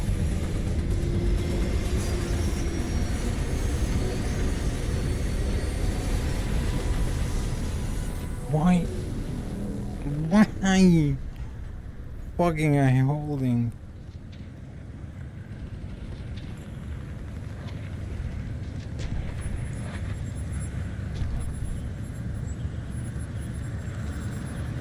Terminated. Fucking handle. One handle.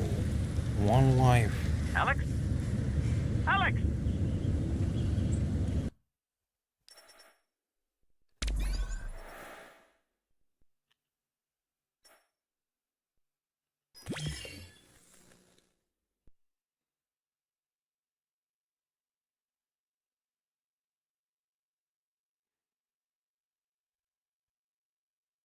Stop the train.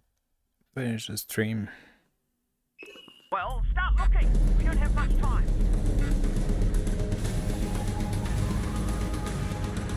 10 seconds, Alyx. Okay, just throw the switch there.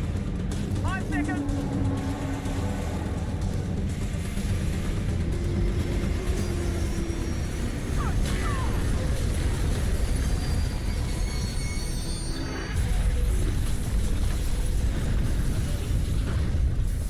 We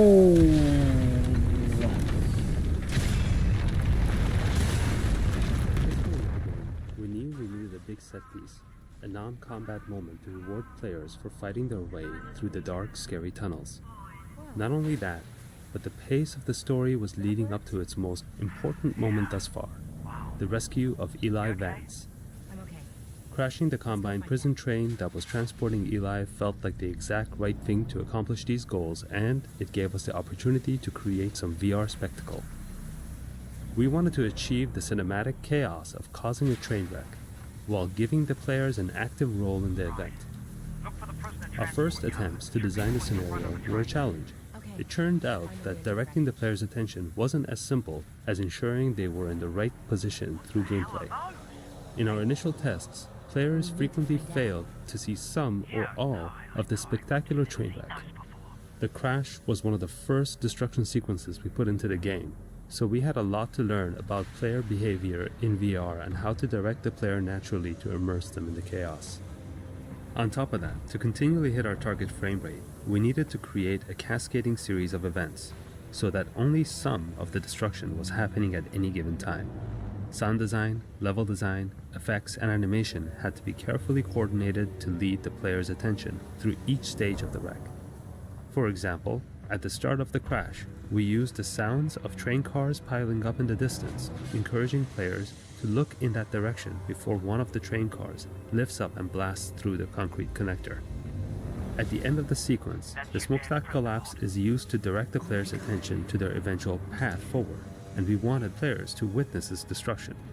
Before bringing down the smokestack, we gave players a brief moment of rest, and, again, used sound to draw their attention to the smokestack.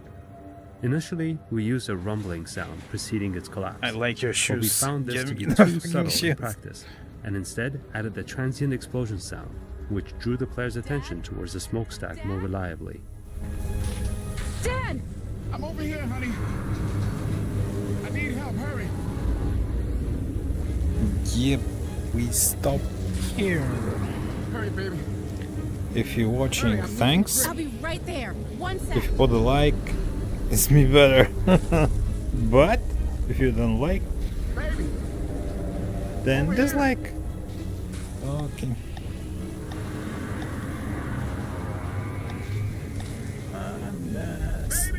Cream.